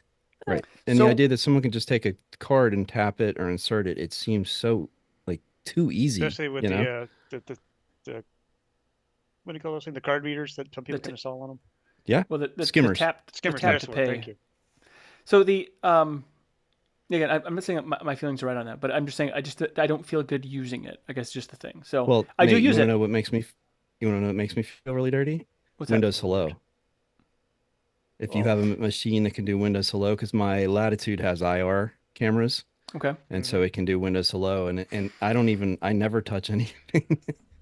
You know, You guys know, are about a that's like- half step away from starting to use passkeys, which is what's going to supplant usernames and passwords. So, Yeah. you guys bring up you- a kind of a point that honestly, like Linux desktop kind of sucks for security. that's what I was getting at. How many people disable secure boot because their drivers can't install, because you can't install the NVIDIA drivers to secure boot and you have to sign your own kernels and stuff. How is that secure? I don't Like disable people don't store their encryption keys in the TPM. They're just plain text passwords they enter when they start their machine. How's that secure? The fingerprint readers don't work. IR cameras don't work. There's no biometrics. Like it's kind of laughable in a Well, and way. there is a instead of hello, there's a howdy, which is an open source implementation of it, and it I like kind of howdy. works. I I mean, like that it kind too. of works for the for a log on screen. So the login manager, whatever using, GDM or whatever that like it can hook into Right. that, and then also sudo. Um, it does not do prompts for password whenever you're trying to install something like or software store or something like that. I think maybe you can do that, but it doesn't come that way by default, and it's really not reliable. It's funny how finicky it is. Your face has to be like perfect in the right spot, and Windows Hello is pretty forgiving. I mean, it won't work if I do this, but if I'm turning my head like this, Windows Hello will still get it, you know. Right. So maybe that means it's less secure. I don't Hold know, hold but on. yeah, I'm currently taking pictures of your face. Do that again, Eric. Up and you want to down see? too, if I you don't actually mind. did a laser Recall's already scan. taken a picture for me, Yeah, so like a Got lidar him. scan. I have like a lidar scan for you. I'll just send that to you. Oh, perfect. That's fantastic. That's Yeah, sure. no, but really, Oh it's goodness. it was something that I was actually having a conversation with Vince not long ago about that a lot of these client side security things just don't exist. And a lot of people circumvent them and then they go about their lives thinking, oh, it's more secure than Windows. But it's like, is it? Because you kind of made it less secure. Yeah, Well, I'm not a secure. maybe the case is that it could be more secure than it is. It could be, but is it? No, no, no. I'm just saying that it certainly is built in a way that it could be. Hey, Billy. So Maybe. I'm not a security expert. I can't say what is more or less secure in those regards. I maybe passkeys are Thanks. better. Maybe a lot of these things are better. I don't know. Honestly, I'm not going to say. I just I guess we'll see how the chips land on that. I mean I don't think anything electronic is necessarily secure anyway. I think in No. person is Nothing's probably 100%. No. no No. no. Yep.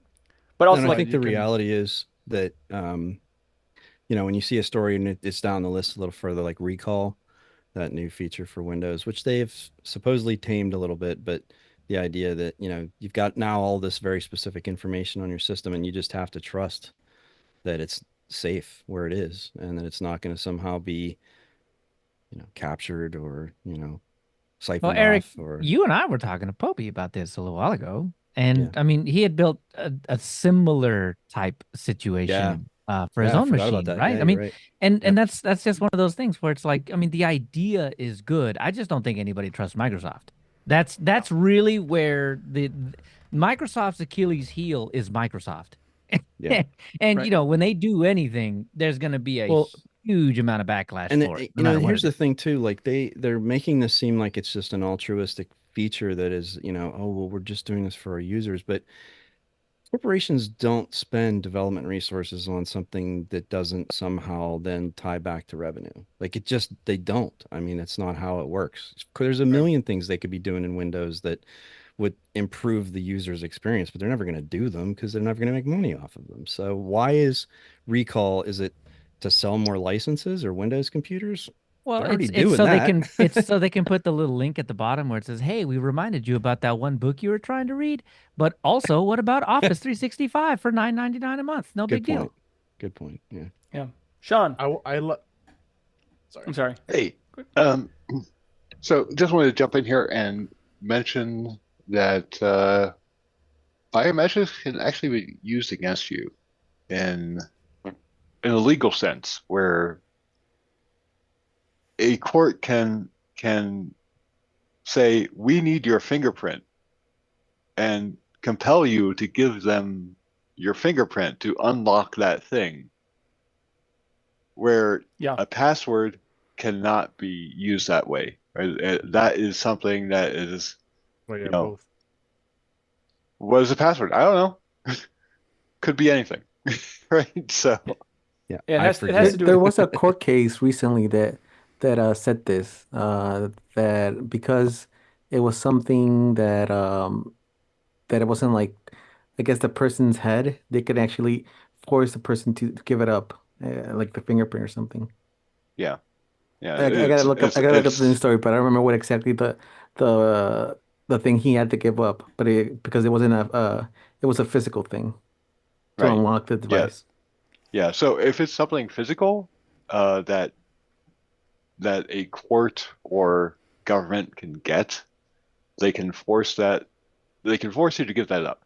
If it's something that like a password, they cannot force it from you unless like you you cave, I guess, But There you go. News story. I guess I feel like if I'm in a situation where that's a problem, I probably have other issues as Well, It and this And is a terrible way to look at it, but the reality is, and I've thought of this myself, like my computer locks itself pretty quickly, and I'm at home, like no one ever comes in my house except for my family and my relatives, and like the likelihood that anyone will physically touch my computer besides me or one of my family members is, I mean, minuscule, right? Unless someone breaks in.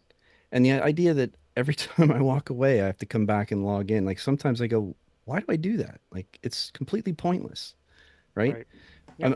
I'm acting as though the 1% situation is a 50% situation or higher. And so it's not like I disable my logins, like to Adam's point, reducing security. But at the same time, if using biometric security enhances the security of most of my other things, yes, I could be compelled to use that. They could be used against me. But like Adam said, I think if you've gotten to the point where that's the case, then you know, I have a feeling they're probably going to compel you in some other manner, that, even if you don't know the password, they'll break it eventually. And all I'm saying is, I think that there is a reasonable trade-off, and I feel like it's difficult to have that opinion sometimes because I don't disagree that things can be used against you if you don't try to secure them. And listen, I have friends. I told one of my friends last year, I was like, "Well, you have a passcode on your phone, right?" And she was like, "No." And I'm like, "You mean anyone can pick up your phone and just start using your apps?" She's like, "Yeah." I'm like, "What about your banking app?" "Well, I don't know. You just open it." I'm like, "Can you hear what you're telling me right now? Like, what if you set it down somewhere and forgot it, and someone could just literally pick it up and they own you because everything you have, everything about you is on your phone." but if they Uh, steal your wallet, they can do the same. yeah, and so I'm I just true. I thinking, never I just understood why anybody would leave their banking app logged in. I never understood that. Why would you be logged into your I think on your phone?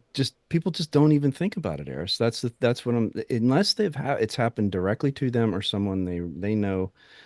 It it's just not even a concern, right? I mean, the I think for most, especially since so 1 second, Adam, yeah, especially yeah, since yeah. the default is that those things are just logged in.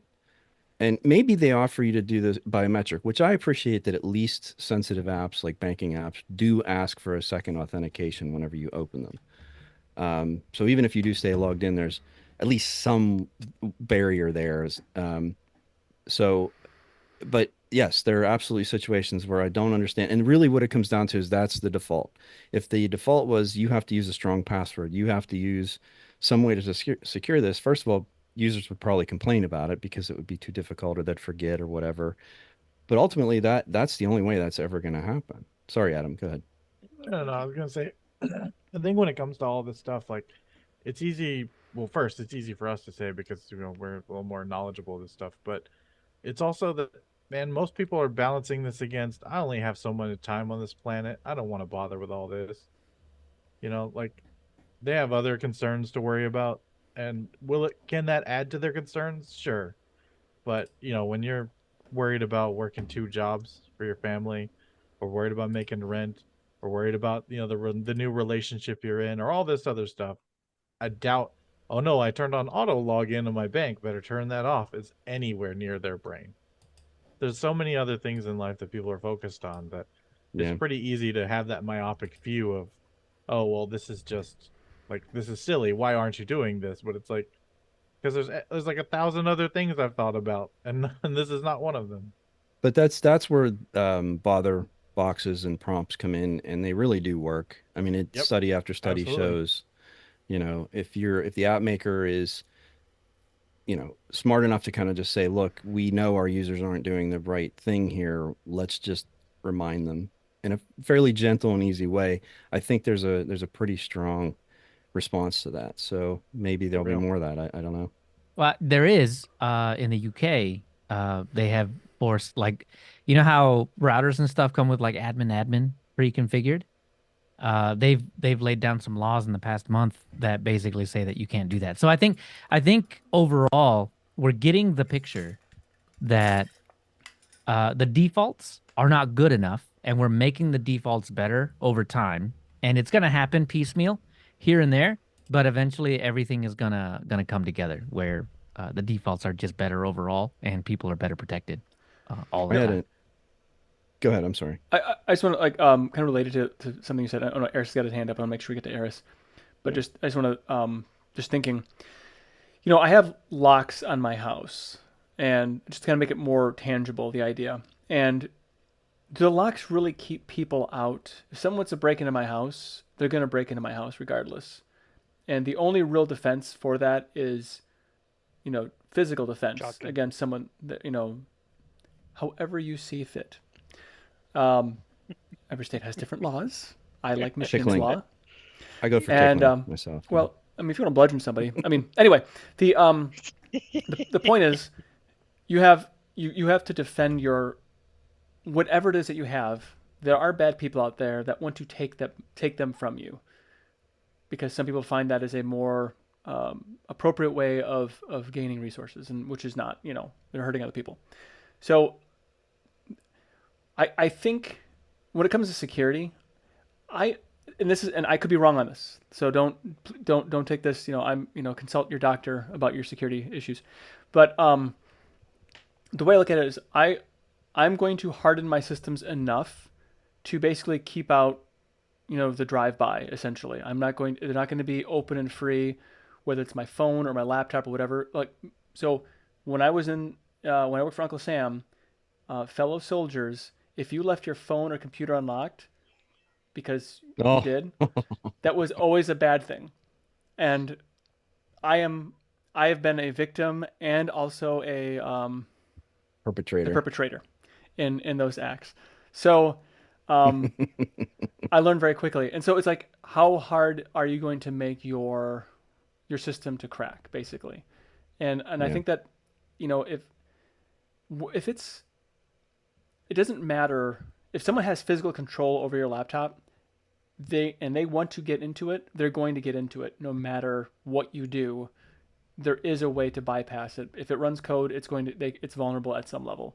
If you lose your book where you keep all your notes, and someone gets it, they got it. It doesn't. There's not really one method that's secure other than on your person.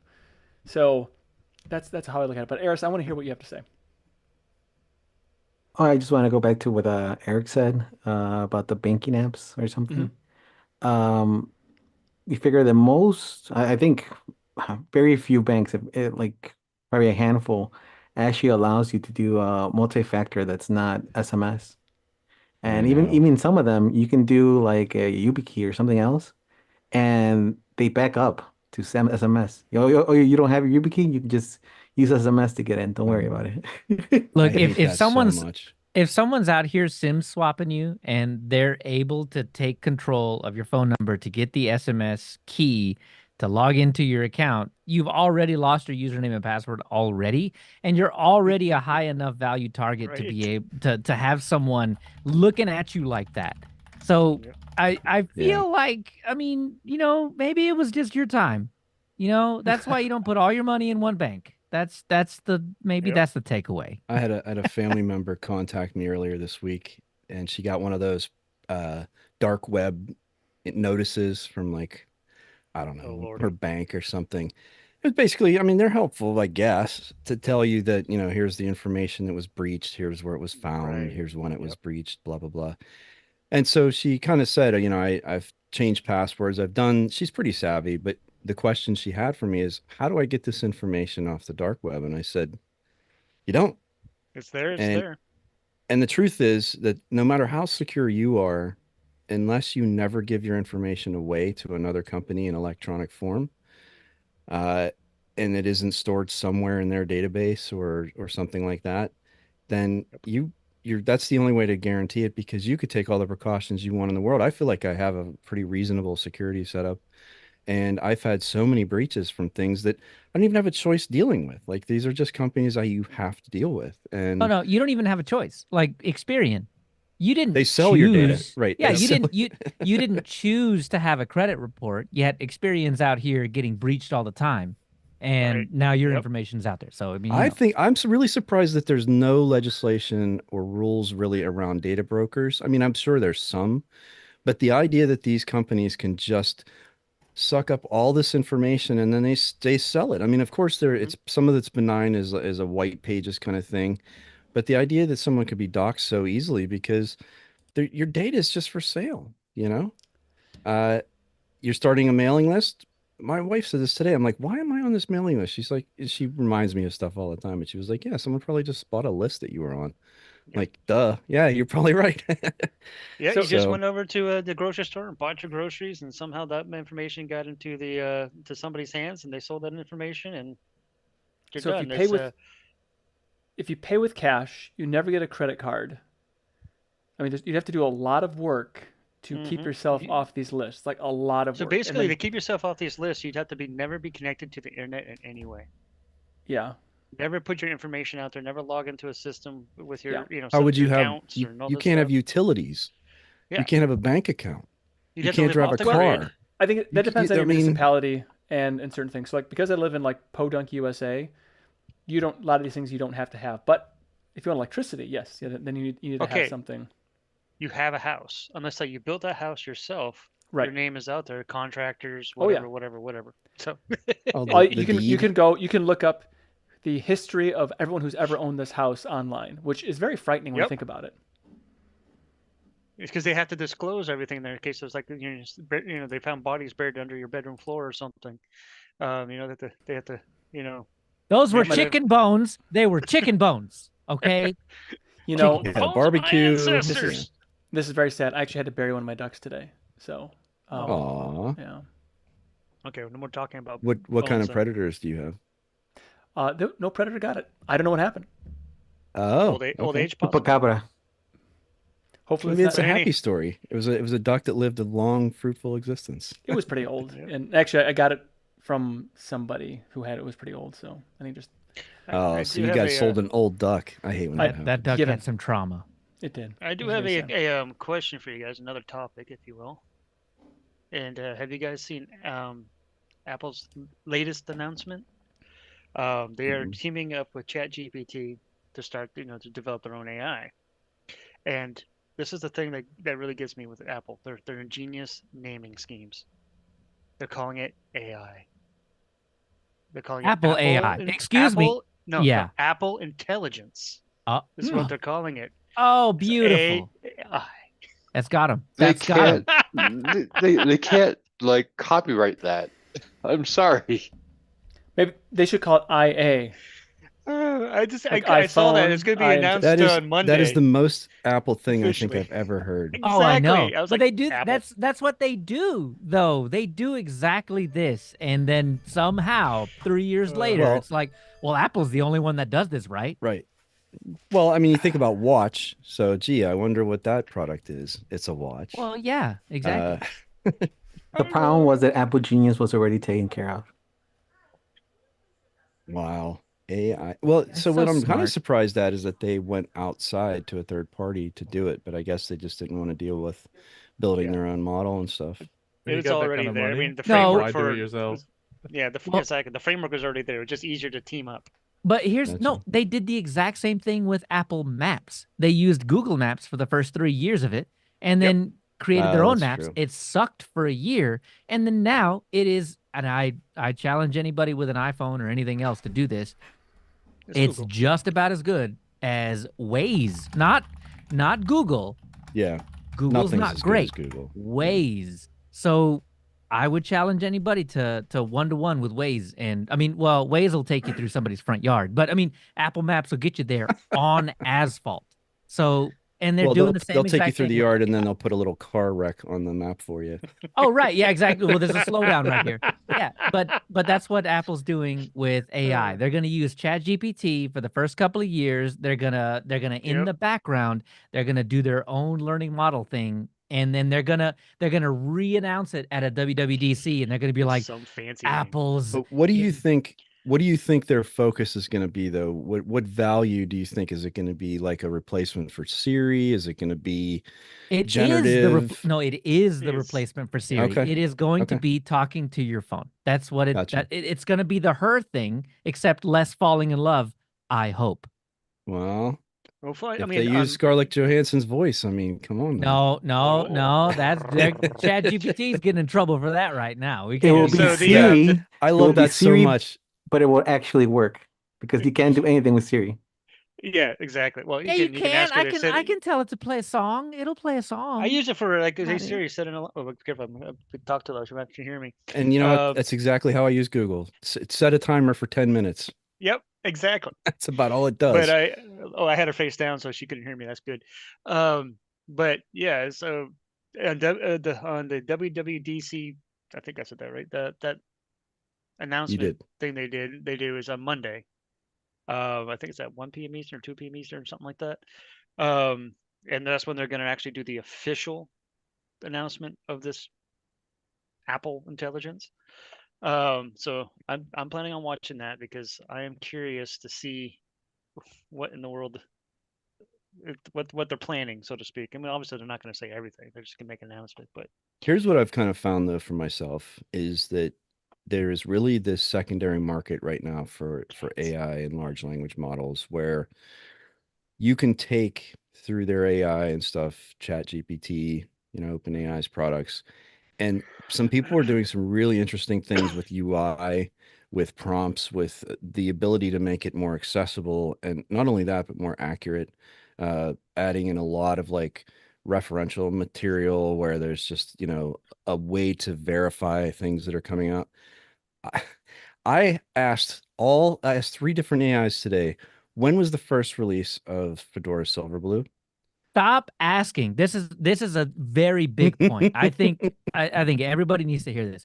Stop asking AI for things that it has to think It is about. not a It search cannot think. I- It is I understand very that. dumb. No, I but understand that. what you need to ask AI for I think you triggered is simple stuff, man. Read this article for me. Describe this Oh, image it's so to good me. at that. Yep, you're absolutely right. Exactly. It's This is terms what of AI is service. good at. Have you used it for terms of service yet? No, for because I your- refuse to read them. No, Adobe I'm is out saying here. use an like- AI to read it for you, and it summarizes it down to like a page. It's beautiful. I don't even believe that it could do that well. But you know what? I'll take it. I'll take it. But like with the Adobe thing, right? Where I mean, they've hedged, and they're like, no, we're totally not training our AIs on your images and stuff. But I mean, yeah. We just have to. Everybody has to collectively just center on what AI sucks at Is and actually stop good at. asking that. Yeah.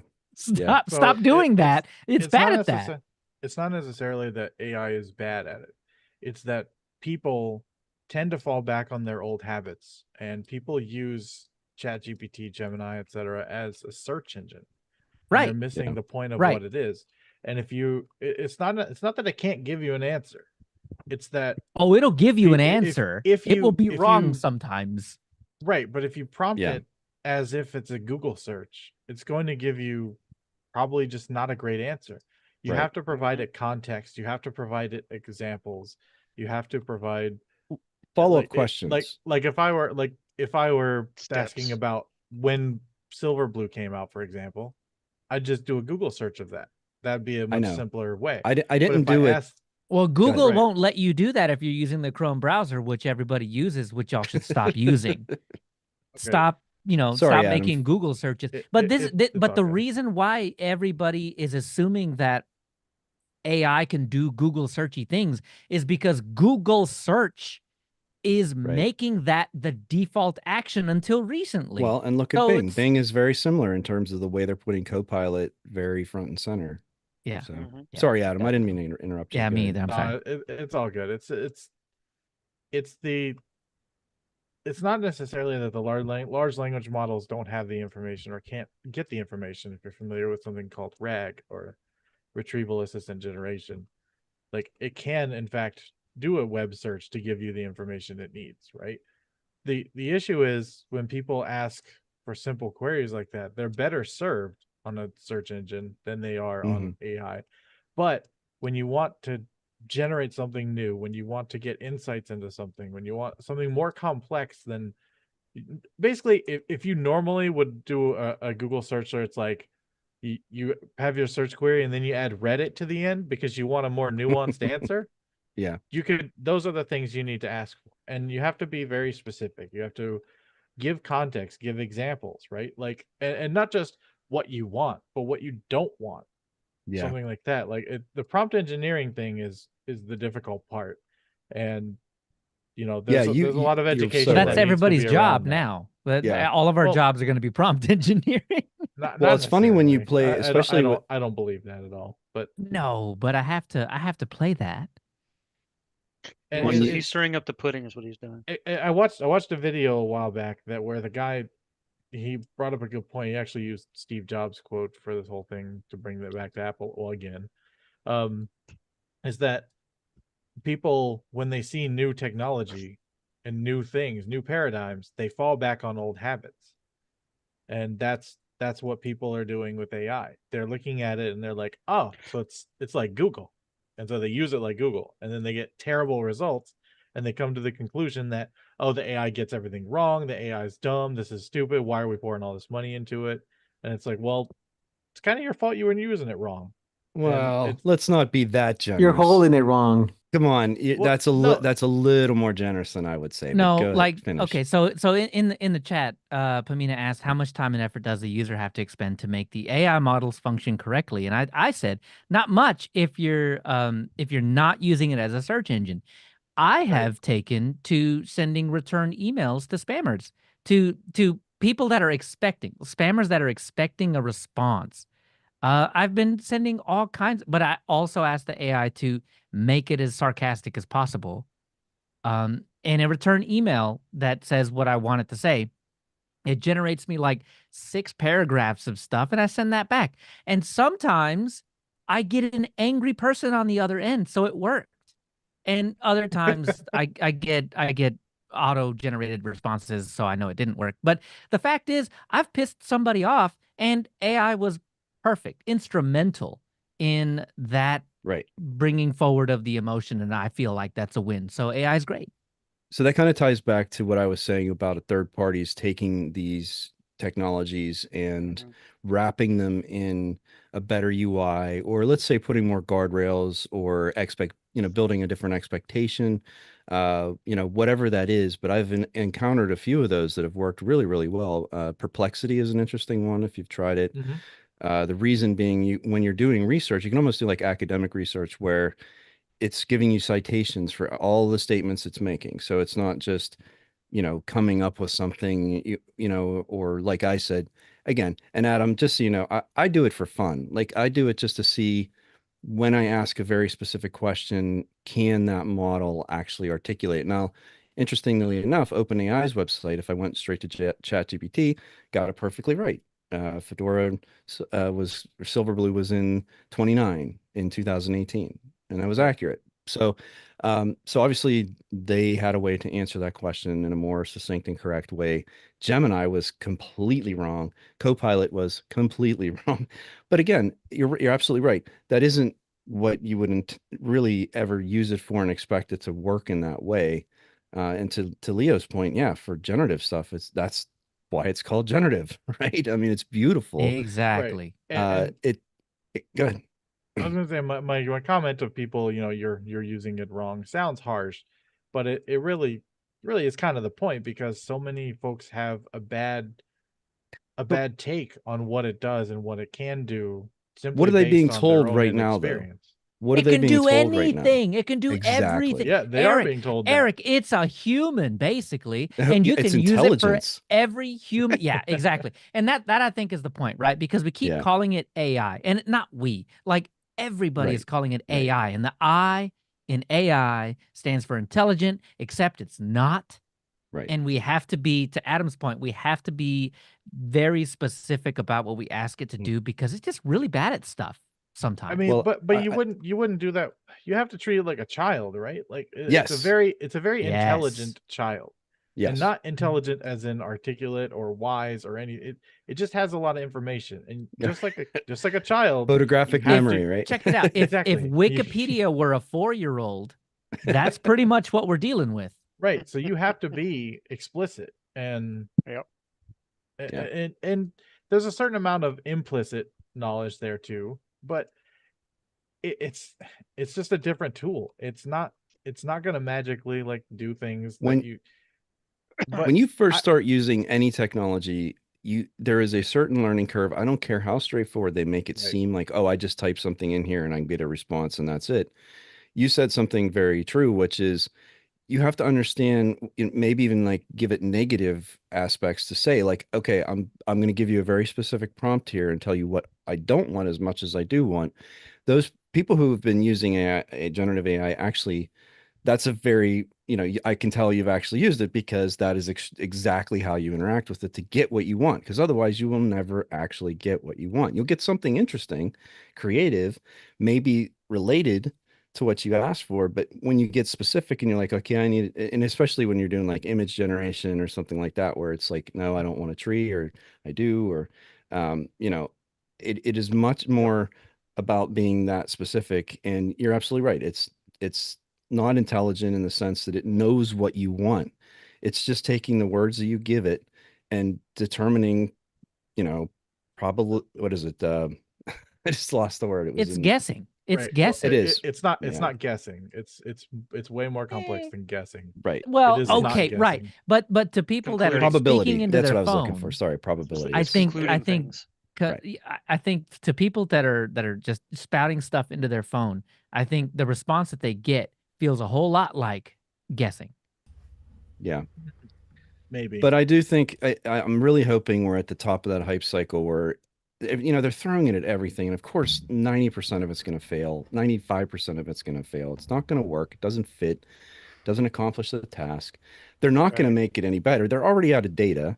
Where are they going to get more data from? You know what I mean? Like, well, recall. So to bring it back to the original point. There you to go. Bring it back Yeah. to where we were coming from in this first entire thing is that recall is one of those good things. I Yeah. just think that Microsoft is got a very bad name, at least in circles like ours, that is gonna really tarnish what they're trying to do with it. Because to be honest with you, thinking about the ability that would give me, I am terrible. My memory is terrible, especially when I'm dealing with putting together a lot of history the way that I do on a regular basis. Yeah. I cannot remember the thing that I was doing 10 minutes ago. And if I could ask my computer to, hey, approximately 10 minutes ago, I was looking at something that had to do with this. What were the pages that I was looking at? Like for it to be able to pull that up and be like, well, it's probably these 8 pages. I could look through those pages and find the thing that I wanted. That's fantastic. It's a fantastic use of this generative, creating stuff out of stuff that I've fed it. Conceptually. Right. It's all about execution. And I It think is. that's really what's pissing everyone off, right? Well, of course. And I think as things go along, we're going to end up with it's not going to be perfect. It'll never be perfect, but we're going to end up with a pretty decent implementation of, I think you were doing this. And, Yeah.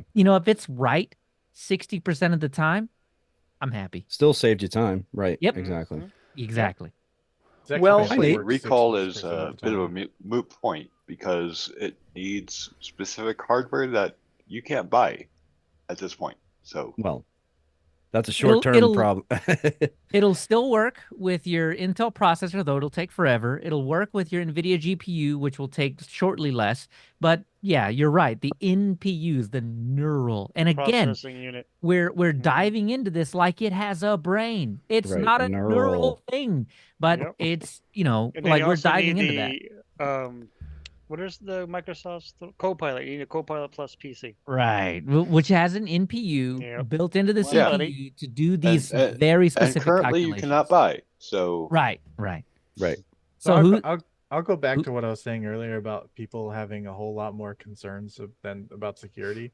That's actually how I approach AI and all this stuff is that, yeah, I could sit here and, sweat bullets over my privacy and sweat bullets over this and that and claims of that. Or I can just, get 10 times the amount of code written in one day, just get my work Right. done faster and Right. enjoy my life. And maybe I'll use Copilot Recall and just, hey, it told me this thing I was doing. Thanks, Copilot. Appreciate that. And just move on with my life, because a lot of this stuff, it's fun to discuss, I guess, but for me, in the end of the day, I'm getting close to the end of my life. I'm all right with that, like it's all good. I'm looking at 40. I'm sitting here thinking, man, you can't be on the back end of this bitching about this stuff. Just Well, you can't do this. So but it's fun. for those of you who have the sort of privilege to worry about these things, I guess you could say, Yeah, right. then Yeah. then feel free. But I think that's how most people are gonna approach it. They're like, this thing's gonna help me? Cool. Thanks. I kind of feel like I don't know that there's going to be any tremendous breakthroughs from this point forward, because the reality is it takes a ridiculous amount of power, electricity, computing power, rack space, whatever, just to run what's happening. It's incredibly expensive to run as it is now without really a huge use case on how you get a return on investment with that. The NPUs though, that's the thing, right? Like if you have the specialized we do hardware the to do those edge, yeah. computations, then the energy use is lower. Okay, to a the point. time to So, use is lower. To But be it's fair, like crypto. if you get the new framework with the Core Ultra, that has an NPU in it. So there Oh you my go. God. So, but all It's- that really is doing is taking it from those hugely powerful systems and bringing some of it down to a local level. But the point I'm trying to make is the concept of the large language model, the generative AI. I'm not sure that there's going to be the fundamental aspects of what it provides and what it does and what it's good at, right? What we've been talking about. I don't necessarily see that changing in any really fundamental way in terms of like so much improvement that what we have today is just like the beginning. Because I keep hearing this, oh, this is just the tip of the iceberg. And I'm thinking, well, maybe on how it's being used and how we understand the value of it and the contribution that it can make, like to Adam's point, the productivity boosts and all that. But in terms of like literally being smart or being able to oh take jobs and like this no. whole idea that people would get displaced by it, Replaced. like maybe in like the lowest echelon of something, or if you really suck at something, yeah. But I think anyone who's like even remotely good at any of the things that they say are going to get decimated, I just don't see it happening. I Yeah, really I was don't. told they're it not was going to cure replace the human cancer. element. So if it doesn't cure cancer, I'm not going to be happy. And what I agree. but to kind of Yours. go against Eric's point, like it won't stop people from trying. It's going to take jobs. It's going to encourage people to try and replace humans with AI. They're going to realize that they were wrong, and they're going to have to back it up and come back Well, and it hire already people. has. And it's I going to mean- cost money, like way more money than it would have been to replace those people. But, it won't stop them from trying. So it is a disruptive technology in that way. It's just not going to be as disruptive in the long run as they were kind of billing it Yeah. to Do be. you want to So know how enough- it's already taken jobs?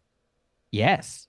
It is the corporations like Microsoft actually just announced this. There are many layoffs happening because their divisions don't contribute to AI.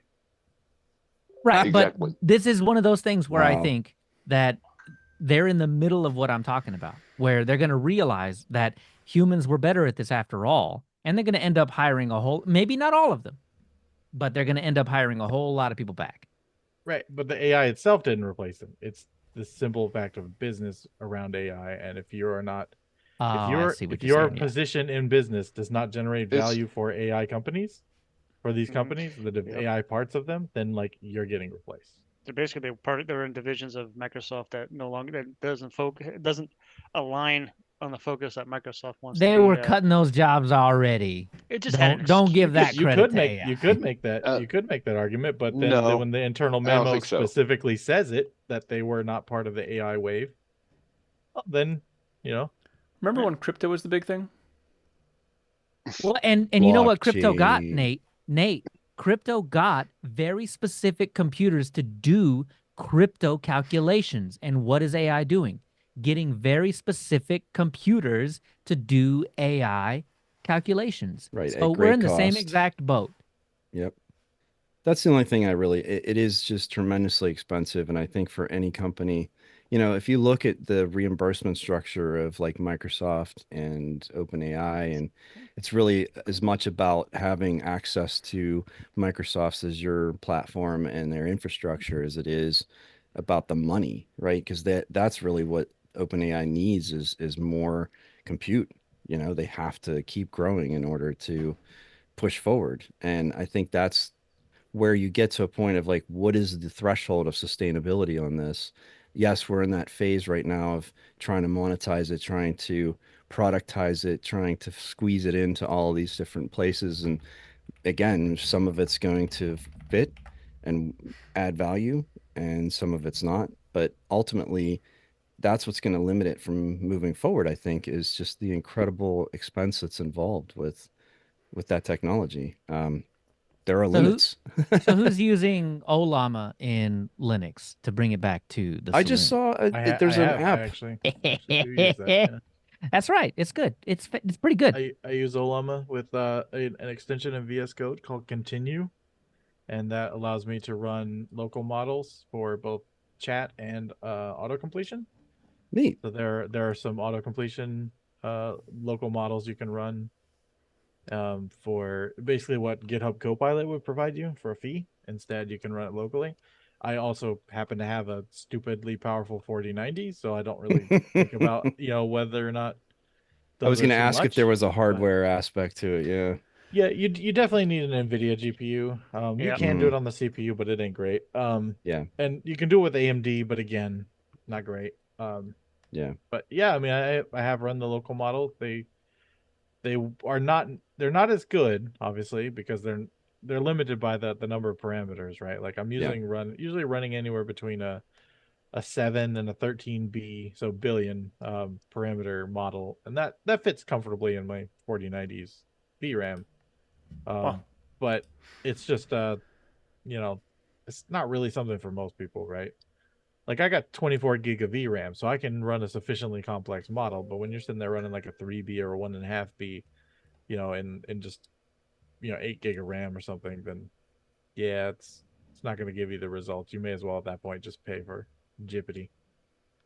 So we are at time, and we got through one article in the news. So next week we're going to do our news Oops. flight again, but we'll try to actually do the news this time. So sorry. I'm so sorry. It's all right. No, it's fine. Just we had a lot of really good topics here that I want to get to, and we just didn't get to them. So we'll just do news next week again because I'm not ready for an application appetizer next week, and I got like a work thing that's just kind of hit me in the face just now, and I got to get to that because I don't know if I'm going to sleep tonight. So next week, news. If you have any suggestions, send to suggestions@linuxsaloon.com or any other places. Totally cool. Love to hear all your opinions, and I think it's great when we have bad opinions too because those make me laugh. And I don't know what was bad, but I know I have them. So anyway, thank you so much for being here, and everyone for being a part of this. It's great, and so I hope to see you next week as well.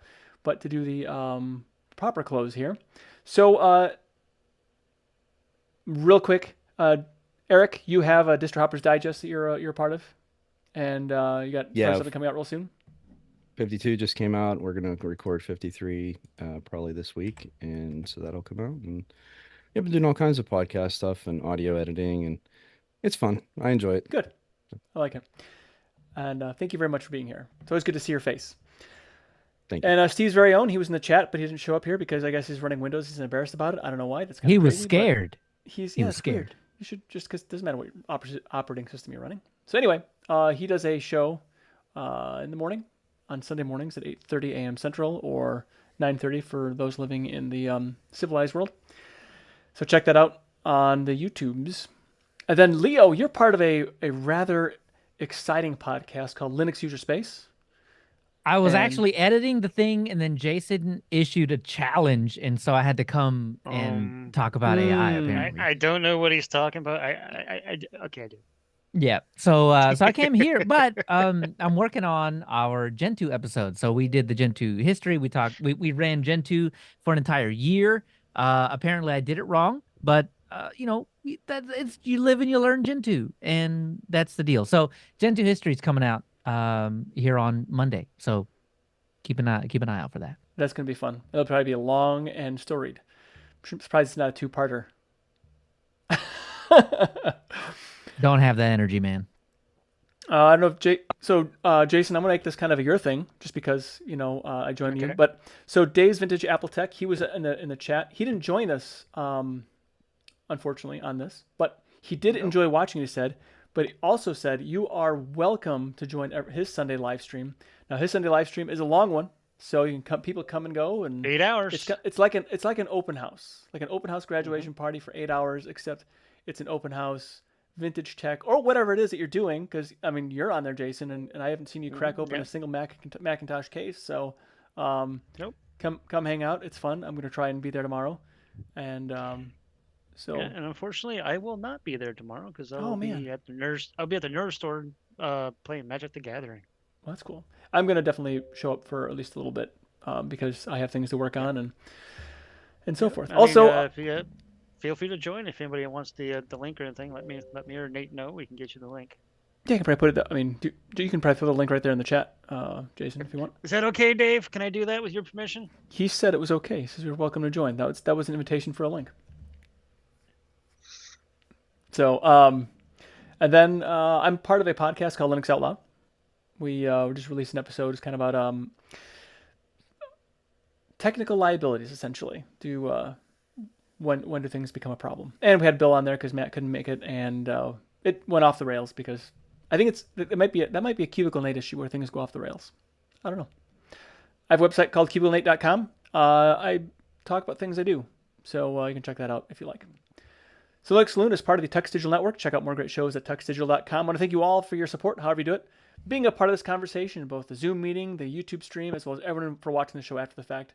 I want to thank everyone involved in making the Linux and open source tools possible for us to not only have this conversation, but also to have fun and enjoy our technology. Linux truly puts personal back in your personal computer. Thank you for stopping by. Be sure to tip your developers, and please remember to Linux or AI responsibly, I guess. Until next time, see you. Bye. Now I'm going to put up the thanks for watching. There we go. Thanks for watching is up. And then I can, shut the stream down. So thank you, everybody. Yeah, I do not see the link for it. It's normally in the seamless self promotions. He's got the YouTube link. Yeah, you can but put that not up there. the